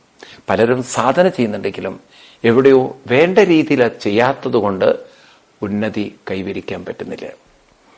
അപ്പൊ അതാണ് ഹിന്ദുമതത്തിൽ ധാരാളം ആളുകൾ യോഗ ചെയ്യുന്നുണ്ട്, ധാരാളം ആളുകൾ പ്രാണായാമം പ്രണവമൊക്കെ അനുഷ്ഠിക്കുന്നുണ്ട്. പക്ഷെ എവിടെയോ ഒരു ഉയർച്ച കാണുന്നില്ല. അപ്പൊ ആ ഉയർച്ചയുടെ തീവ്രത എങ്ങനെ കൂട്ടാം? ഈ ഒരു ശബ്ദമുണ്ടല്ലോ, ശ്രദ്ധ, നമ്മളെല്ലാവരും ഉപയോഗിക്കുന്നതാണ്, വീടുകളിലൊക്കെ ഉപയോഗിക്കുന്നതാണ്. കുട്ടികളോട് ഒരു ശ്രദ്ധയോടുകൂടി പഠിക്കണം, ശ്രദ്ധയോടുകൂടി ചെയ്യണം, ശ്രദ്ധയില്ലാത്തതുകൊണ്ടാണ് നീ ഇങ്ങനെ നിനക്ക് ശ്രദ്ധയില്ല എന്നുള്ളത്. പക്ഷെ ശരിക്കും ശ്രദ്ധ എന്ന വാക്കിന്റെ അർത്ഥം എന്താണ്? നമ്മൾ പലപ്പോഴും പല പദങ്ങളും അർത്ഥമറിയാതെ, കാരണം ആരും അതിന്റെ അർത്ഥത്തെ നമുക്ക് പറഞ്ഞു തന്നില്ല, അതുകൊണ്ട് നമ്മൾ അർത്ഥമറിയാതെ അങ്ങനെ ഉപയോഗിക്കുകയാണ്. നമുക്ക് സത്യത്തിൽ ഇത്തരം പദങ്ങളുടെ അർത്ഥം മനസ്സിലാക്കിയിരുന്നെങ്കിൽ നമ്മളെ ഒരു തരത്തിലും മാനസികമായി നമുക്കോ മറ്റുള്ളവർക്കോ വിഷമിപ്പിക്കാൻ സാധ്യമല്ല. ഇന്ന് ലോകം പുരോഗതിയുടെ ഔന്നിത്യത്തിലേക്ക് അങ്ങനെ കയറുമ്പോഴും മാനസികമായ പിരിമുറുക്കങ്ങളും സംഘർഷങ്ങളും അസ്വസ്ഥതകളും കൂടിക്കൂടി വന്ന് നമ്മുടെ ചുറ്റുപാടും നോക്കൂ നിങ്ങൾ. ആത്മഹത്യകള്, അതുപോലെ കൊലപാതകങ്ങള്, നാട്ടിലാണെങ്കിൽ ഗുണ്ടായിസം, അരാജകത്വം, ഇതൊക്കെ കൂടി വരികയാണ്. സമാധാനം എന്ന് പറയുന്ന മതങ്ങൾ പോലും ഇന്ന് അഫ്ഗാനിസ്ഥാൻ സ്ഥലങ്ങളിലൊക്കെ കാണിക്കുന്നത് കണ്ടില്ലേ? സ്ത്രീകൾക്ക് പോലും സ്വാതന്ത്ര്യമില്ല, കുട്ടികളെ പാവം വേദനിപ്പിക്കുന്നു, ഒരു കലയ്ക്കോ ഒന്നിനും ഒരു സ്വാതന്ത്ര്യമില്ല. എന്നിട്ട് ശാന്തിയുടെ വക്താക്കളായിട്ട് അവർ പറയുന്നു സമാധാനമാണ് ഞങ്ങളെന്ന്. ഈ ലോകം ഇങ്ങനെ അരാജകത്തിലേക്ക് ആക്കിയത് ആരാണ്? ഇത് നാം തിരിച്ചറിയണം. ഇവിടെ നമ്മൾ ഓരോരുത്തരും തന്നെയാണ് ഇതിന് ഉത്തരവാദിയെന്ന് ഗീതയിലെ 4-ാം അധ്യായത്തിലെ 39-ാം ശ്ലോകം വായിച്ചാൽ നമുക്ക് മനസ്സിലാവും. നമ്മൾ ഓരോരുത്തരുമാണ്. കാരണം നമ്മുടെ മനസ്സ് അസ്വസ്ഥമായാൽ അസ്വസ്ഥ മനസ്സ് അക്രമങ്ങൾ അഴിച്ചുവിടും. അസ്വസ്ഥമായ മനസ്സ് ചിലപ്പോൾ അവനവന്റെ ആത്മനാശത്തിന് കാരണമാവും. ഇപ്പൊ നമ്മുടെ മനസ്സിലേക്ക് നമ്മൾ ആരും നോക്കുന്നില്ല, മനസ്സിനെ കുറിച്ച് ആരും പഠിക്കുന്നില്ല. ഇവിടെയാണ് കൃഷ്ണൻ ശ്രദ്ധാവാൻ ലഭതേ ജ്ഞാനം. ശ്രദ്ധ മനസ്സുമായി ബന്ധപ്പെട്ടതാണ്, അല്ല നിങ്ങൾക്ക് നിഷേധിക്കാൻ പറ്റും. ഇപ്പൊ ശ്രദ്ധ മനസ്സുമായി ബന്ധപ്പെട്ടതാണെങ്കിൽ നമുക്കറിയണം എന്താണ് ഈ മനസ്സെന്ന്. നമ്മുടെ മനോവികാരങ്ങളെ കുറിച്ച് നാം മനസ്സിലാക്കണം. നമ്മുടെ കഷ്ടകാലത്തിന് നമ്മുടെ വിദ്യാഭ്യാസത്തിൽ മനസ്സിനെ കുറിച്ചൊരു പഠനവുമില്ല, അച്ഛനമ്മമാർക്കും പരിചയമില്ല. അതുകൊണ്ട് കുട്ടികൾ ഇന്ന് മൊബൈൽ അഡിക്റ്റഡ് ആവുന്നു, ചില കുട്ടികൾ പ്രണയത്തിൽ അടിമയാകുന്നു, ചിലവർ ലഹരിക്ക് അടിമയാവുന്നു. അവസാനം താളം തെറ്റിയ കുട്ടികളുടെ മനസ്സുമായി അമ്മമാരിന്ന് കൗൺസിലിങ്ങിനും സൈക്കാട്രിസ്റ്റിന്റെ അടുത്തേക്ക് പോകുന്നത് കൂടി വരികയാണ്. അപ്പൊ എന്തുകൊണ്ട് സംഭവിച്ചു വെച്ചു കഴിഞ്ഞാൽ ആ മനസ്സ് താളം തെറ്റി. ആരാണ് ഈ താളം തെറ്റിച്ചത്? എല്ലാവർക്കും ഉത്തരവാദിത്വമുണ്ട്. അധ്യാപകർക്കുണ്ട്, അച്ഛനമ്മമാർക്കുണ്ട്, സമൂഹത്തിനുണ്ട്. അപ്പൊ നാം മനസ്സിലാക്കേണ്ടത് ഒരു മനുഷ്യന് ജ്ഞാനമുണ്ടാവണമെങ്കിൽ, ഒരു മനുഷ്യന് ശക്തി ഉണ്ടാവണമെങ്കിൽ, സന്തോഷമുണ്ടാവണമെങ്കിൽ, സംതൃപ്തി ഉണ്ടാവണമെങ്കിൽ everything related to the mind. ഇത് നാം ആദ്യം മനസ്സിലാക്കണം. മനസ്സെന്ന് പറയുന്ന, ബോധ മനസ്സെന്ന് പറയുന്ന ഒരു ശക്തിവിശേഷമില്ലെങ്കിൽ നിങ്ങൾ എന്ത് സുഖത്തെക്കുറിച്ച് ചിന്തിക്കും? നിങ്ങളൊന്ന് ആലോചിക്കൂ. അബോധാവസ്ഥയിൽ കിടക്കുന്ന ഒരാൾക്ക് എന്ത് വിഭവങ്ങൾ അവിടെ കൊണ്ടു വിളമ്പിയിട്ടും അയാളുടെ മുന്നിൽ അവതരിപ്പിച്ചിട്ടും എന്ത് കാര്യം? കാരണം മനസ്സ് അബോധാവസ്ഥയിലാണ്. അപ്പൊ ബോധാവസ്ഥയിലേക്ക് ഉണരുന്ന നിമിഷം മുതലാണ് നാം നമ്മുടെ ഇന്ദ്രിയങ്ങളിലൂടെ ഈ ലോകാനുഭവങ്ങൾ, ഇന്ദ്രിയ സുഖങ്ങളൊക്കെ അനുഭവിക്കുന്നത്. Everything connected to the conscious mind. നിങ്ങൾക്ക് നിഷേധിക്കാൻ പറ്റില്ല. അപ്പൊ നമ്മൾ ആ മനസ്സിനെ കുറിച്ച് മനസ്സിലാക്കുക. അതാണ് ഗീത പഠിപ്പിക്കുന്നത്. ഗീത എന്താണെന്ന് ചോദിച്ചു കഴിഞ്ഞാൽ മനസ്സിനെ കുറിച്ചുള്ള അറിവും ആ മനസ്സിനെ നമ്മുടെ ജീവിതത്തിലേക്ക് വേണ്ടുന്ന ആത്മബലം, ആത്മസുഖം, ആത്മസംതൃപ്തി, ഇതൊക്കെ നമുക്ക് നേടിത്തരാൻ ഭഗവത്ഗീത നമുക്ക് വഴി കാണിക്കണം. അപ്പൊ നാം ഇത് പറയുമ്പോൾ നിങ്ങൾക്ക് പലർക്കും മനസ്സിലാവില്ലേ. കാരണം നമ്മളെ സംബന്ധിച്ച് സുഖം എന്ന് പറയുന്നത് നമ്മുടെ ഇന്ദ്രിയങ്ങളിലൂടെ കിട്ടുന്ന ഒരു സുഖമായിട്ടാണ് നമ്മൾ കണക്കാക്കിയിരിക്കുന്നത്. പക്ഷേ ഈ ഇന്ദ്രിയങ്ങളിലൂടെ കിട്ടുന്ന സുഖങ്ങളൊക്കെ ശരിയാണ്, നമുക്ക് സുഖം തന്നെയാണ്, അത് വലിയ സുഖം തന്നെയാണെങ്കിലും ക്രമേണ ആവർത്തിച്ചനുഭവിച്ചതിന്റെ കാരണം കൊണ്ട് ആ വികാരങ്ങളൊക്കെ നമ്മുടെ ഉള്ളിൽ ചിന്തകളായി, നാം പറയുന്ന ഇംപ്രഷൻസായി, ആ ഇംപ്രഷൻസാണ് കാലക്രമേണ നമ്മളെ ദുർബലരാക്കുന്നതെന്ന് നാം ഒരിക്കലും അറിയുന്നേയില്ല. മനുഷ്യനിത് അറിയുന്നില്ല. അവന്റെ ജീവിതത്തിൽ എങ്ങനെയാണ് അവൻ തളരുന്നത്? നിങ്ങൾ നോക്കൂ, ഏത് സുഖത്തിന്റെ പിന്നാലെ പോയിട്ടുണ്ടോ അവൻ അവസാനം ദുർബലനാണ്. കള്ളിനും കഞ്ചാവിന്റെയും പിന്നാലെ പോയവൻ, ഏതെങ്കിലും ഒരുത്തൻ സ്വയം നേരെയായിട്ടുണ്ടെങ്കിൽ അവൻ രക്ഷപ്പെടും. അല്ലാത്തവൻ, അവൻ അതിന് പ്രയത്നിക്കാത്തവൻ, ഇന്നും നിങ്ങൾ നോക്കൂ, ഈ ഡ്രഗ് അഡിക്ട്സിനെ ഒക്കെ കൊണ്ടുവരുന്ന സ്ഥലമുണ്ടല്ലോ, അങ്ങനെയൊക്കെയുള്ള സ്ഥലങ്ങളിൽ നിങ്ങൾക്ക് കാണാം മാനസികമായി ഭയങ്കര ഡിപ്രഷനിലേക്ക് പോയ ആളുകളെ. അതുപോലെ തന്നെയാണ് സ്ത്രീ വിഷയങ്ങളുടെ പിന്നാലെ പോയി നമ്മൾ പറയും പെൺകോന്തെന്ന് പറയും. ആരും കാന്തെന്ന് പറയാറില്ല. കാരണം അവന്റെ മനസ്സും കുറെ കഴിഞ്ഞാൽ ദുർബലമാണ്. മനസ്സിൽ അനാവശ്യങ്ങളായ ചിന്തകൾ അടിഞ്ഞുകൂടി അവസാനം അവനൊരിക്കലും യഥാർത്ഥ സുഖവും ശാന്തിയും സന്തോഷവും കണ്ടെത്താതെ അങ്ങനെ ദുർബലനായി മരിച്ചു പോകുന്നതാണ് നമ്മൾ കാണുന്നത്. അപ്പൊ നാം നമ്മുടെ മനസ്സിനെ ഒന്ന് മനസ്സിലാക്കി കഴിഞ്ഞാൽ നമ്മളിൽ തന്നെ നമുക്ക് അനന്ത സുഖം, അനന്ത ശക്തി നമ്മളിലുണ്ട്. ആ ശക്തിയെ, ആ സുഖത്തെ ഒന്ന് നമുക്ക് ആവിഷ്കരിക്കണമെങ്കിൽ, വികസിപ്പിക്കണമെങ്കിൽ വി മസ്റ്റ് നോ, നമുക്ക് അറിഞ്ഞിരിക്കണം എന്താണ് നമ്മുടെ ബോധമനസ്സ്. എനിക്ക് നിങ്ങളോടൊക്കെ പറയാനുള്ളത്, ഗീത പഠിക്കൂ. നിങ്ങൾക്ക് നിങ്ങളുടെ മനസ്സിനെ കുറിച്ചറിയാം, നിങ്ങളെ കുറിച്ചറിയാം. കാരണം നിങ്ങൾ ബോധമനസ്സുകൊണ്ടാണ് ജീവിക്കുന്നതെന്ന് അറ്റ്ലീസ്റ്റ് മനസ്സിലാക്കും. നിങ്ങൾ ജീവിതത്തെ എപ്പോഴും കാണേണ്ടത് ബോധമനസ്സിൽ തട്ടുന്ന അറിവും അനുഭവങ്ങളും വിചാരങ്ങളും ചിന്തകളുമാണ് നിങ്ങളുടെ ജീവിതം. ഈ ബോധമനസ്സെന്ന് പറയുന്ന ആ ഒരു ശക്തി ഇല്ലായിരുന്നെങ്കിൽ ഒരു ജീവജാലത്തിനും ഒരു ശക്തിക്കും ഒരു അനുഭവമില്ല. അതുകൊണ്ടാണ് ഹിന്ദുമതത്തിൽ മരണാനന്തരം ഒരു സ്വർഗത്തെ ആക്സെപ്റ്റ് ചെയ്യാത്തത്. സ്വർഗവും നരകവും ഒക്കെ മനസ്സിലെന്നാണ് നമ്മുടെ ഋഷിവര്യന്മാർ ആവർത്തിച്ച് പഠിപ്പിക്കുന്നത്. കാരണം മരണം എന്നത് അബോധാവസ്ഥയിൽ സംഭവിക്കുന്ന ഒരു കാര്യമാണ്, അല്ലെ? നിങ്ങൾ ചിന്തിച്ചു നോക്കും. നിങ്ങൾ ഈ സ്വർഗത്തെക്കുറിച്ച് പറയുന്ന പല മതങ്ങളുടെയൊക്കെ പ്രഭാഷണങ്ങൾ കേട്ട് കഴിഞ്ഞാൽ നമ്മൾ തെറ്റിദ്ധരിക്കും സ്വർഗത്തിൽ എന്തൊക്കെയോ ഒരുക്കി വെച്ചിരിക്കണമെന്ന്. നിങ്ങൾ മനസ്സിലാക്കണം, അബോധത്തിലാണ് മനുഷ്യൻ മരിക്കുന്നത്. ആ അബോധാവസ്ഥയിൽ മരിക്കുന്ന മനുഷ്യന് ശരീരമില്ലാതെ എങ്ങനെ ബോധം വരും? കാരണം അവന്, ഞാൻ ചില കാര്യങ്ങൾ ഇവിടെ ഓർമ്മിപ്പിക്കുകയാണ് കേട്ടോ. അവിടെ ചെന്നാൽ കള്ള് കിട്ടും, അവിടെ ചെന്നാൽ സ്ത്രീകൾ ഒരുപാട്, അവിടെ ചെന്നാൽ ഇഷ്ടമുള്ളതൊക്കെ കഴിക്കാം. ഇതൊക്കെ അനുഭവിക്കണമെങ്കിൽ ഇന്ദ്രിയങ്ങൾ വേണ്ടേ? കള്ളു കുടിക്കാൻ ഒരു വായ വേണ്ടേ? നാക്ക് വേണ്ടേ? അവന് ഒരാളെ പുണരണമെങ്കിൽ കൈയൊക്കെ വേണ്ടേ? അവന് ആ ശരീരമില്ലെങ്കിൽ, അല്ലെങ്കിൽ അവന് ആ ഒരു വികാരങ്ങൾ എക്സ്പീരിയൻസ് ചെയ്യാനുള്ള ഒരു ഉപകരണമില്ലെങ്കിൽ, ഉപാധിയില്ലെങ്കിൽ എങ്ങനെ അവന് അനുഭവങ്ങൾ അനുഭവിക്കാൻ പറ്റും? അപ്പൊ പിന്നെ ഈ ബോധമനസ്സ് അവര് പറയുന്നത് സ്വർഗത്തിൽ എത്തിക്കഴിഞ്ഞാൽ ഒരു ശരീരം എടുക്കുന്നതാണ്. അപ്പൊ പിന്നെ പുനർജന്മം നിങ്ങൾ അംഗീകരിക്കില്ലേ? ഹിന്ദുമതം പഠിപ്പിക്കുന്ന പുനർജന്മം ഉണ്ടെന്ന് നിങ്ങൾ അംഗീകരിക്കുകയാണ്. ഞാൻ അതിലേക്ക് കടക്കുന്നില്ല, ആ വിഷയം വേറെയാണ്. ഞാൻ പറഞ്ഞു വരുന്നത് അത് കുറച്ചുകൂടി മനസ്സിലാക്കേണ്ടതുണ്ട്. നാം നമ്മുടെ ബോധ മനസ്സിനെ കുറിച്ച് പഠിക്കണം. അപ്പൊ നമുക്ക് മനസ്സിലാവും, ബോധ മനസ്സെന്ന് പറയുന്നത് വൈവിധ്യങ്ങളായ ചിന്തകളുണ്ട്, നമുക്ക് ബുദ്ധിപരമായ ചിന്തകളുണ്ട്, പലതിനെ കുറിച്ചുള്ള അറിവുണ്ട്, പല കഴിവുകളുണ്ട്. നിങ്ങളിപ്പം പലതിൽ എക്സ്പെർട്ട് ആയിരിക്കും. ചിലർ വണ്ടി ഓടിക്കാൻ എക്സ്പെർട്ടാണ്, ചിലർ ഇലക്ട്രോണിക്സ്, ചിലര് മെക്കാനിക്കൽ, ചിലര് സിവിൽ, ചിലര് ലോയർ ആയിരിക്കാം, ചിലര് ഡോക്ടേഴ്സ് ആയിരിക്കും. പല പല മേഖലകളിൽ, പല ഫീൽഡില് നിങ്ങൾ എക്സ്പെർട്ട് ആയിരിക്കാം. ആ അറിവുകളും ആ കഴിവുകളൊക്കെ നിങ്ങളുടെ ബോധ മനസ്സിലുണ്ട്. അതിന് നമ്മൾ ഇന്റലക്ട് എന്ന് പറയും. നിങ്ങളിൽ പല വികാരങ്ങളുണ്ട്, ചിന്തകളുണ്ട്. ആ വികാരങ്ങളെ നമ്മൾ ഇമോഷൻസ് എന്ന് പറയും. അപ്പൊ നമ്മളിൽ വികാരത്തിന്റെയും അറിവിന്റെയും ഒക്കെ ചിന്തകള് ഈ ബോധ മനസ്സിൽ നിറഞ്ഞു നിൽക്കുകയാണ്. അപ്പൊ ആ ബോധ മനസ്സിനെ ശരിക്കും നമ്മളൊന്ന് മനസ്സിലാക്കിയാൽ, അതെങ്ങനെയാ മനസ്സിലാക്കുക? ഗുരുക്കന്മാരിലൂടെ, ശാസ്ത്രങ്ങളിലൂടെ അല്പം നിങ്ങളൊന്ന് സാധന ചെയ്യാൻ, തപസ് ചെയ്യാൻ, നിങ്ങൾ കണ്ണടച്ച് നിങ്ങളിലേക്ക് നോക്കാൻ തയ്യാറാണ്.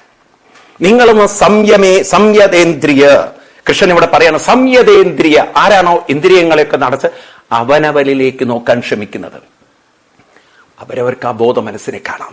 എന്തിനാ കണ്ടിട്ട്? ആ ബോധ മനസ്സ് നിൽക്കുന്നത് മുഴുവൻ അപാരശക്തിയുള്ള ബോധത്തിലാണ്, സ്വതന്ത്രമായ ബോധത്തിലാണ്. ഈ വാക്ക് നിങ്ങൾ ശ്രദ്ധിക്കണം. പലരും മനസ്സിലാക്കാതെ പോകുന്ന ഒരു വാക്കാണ് ബോധം, കോൺഷ്യസ്നെസ്, അവയർനെസ്. ഈ ബോധത്തിലാണ്, ബോധമുള്ളത് കൊണ്ടാണ് നിങ്ങൾ സുഖം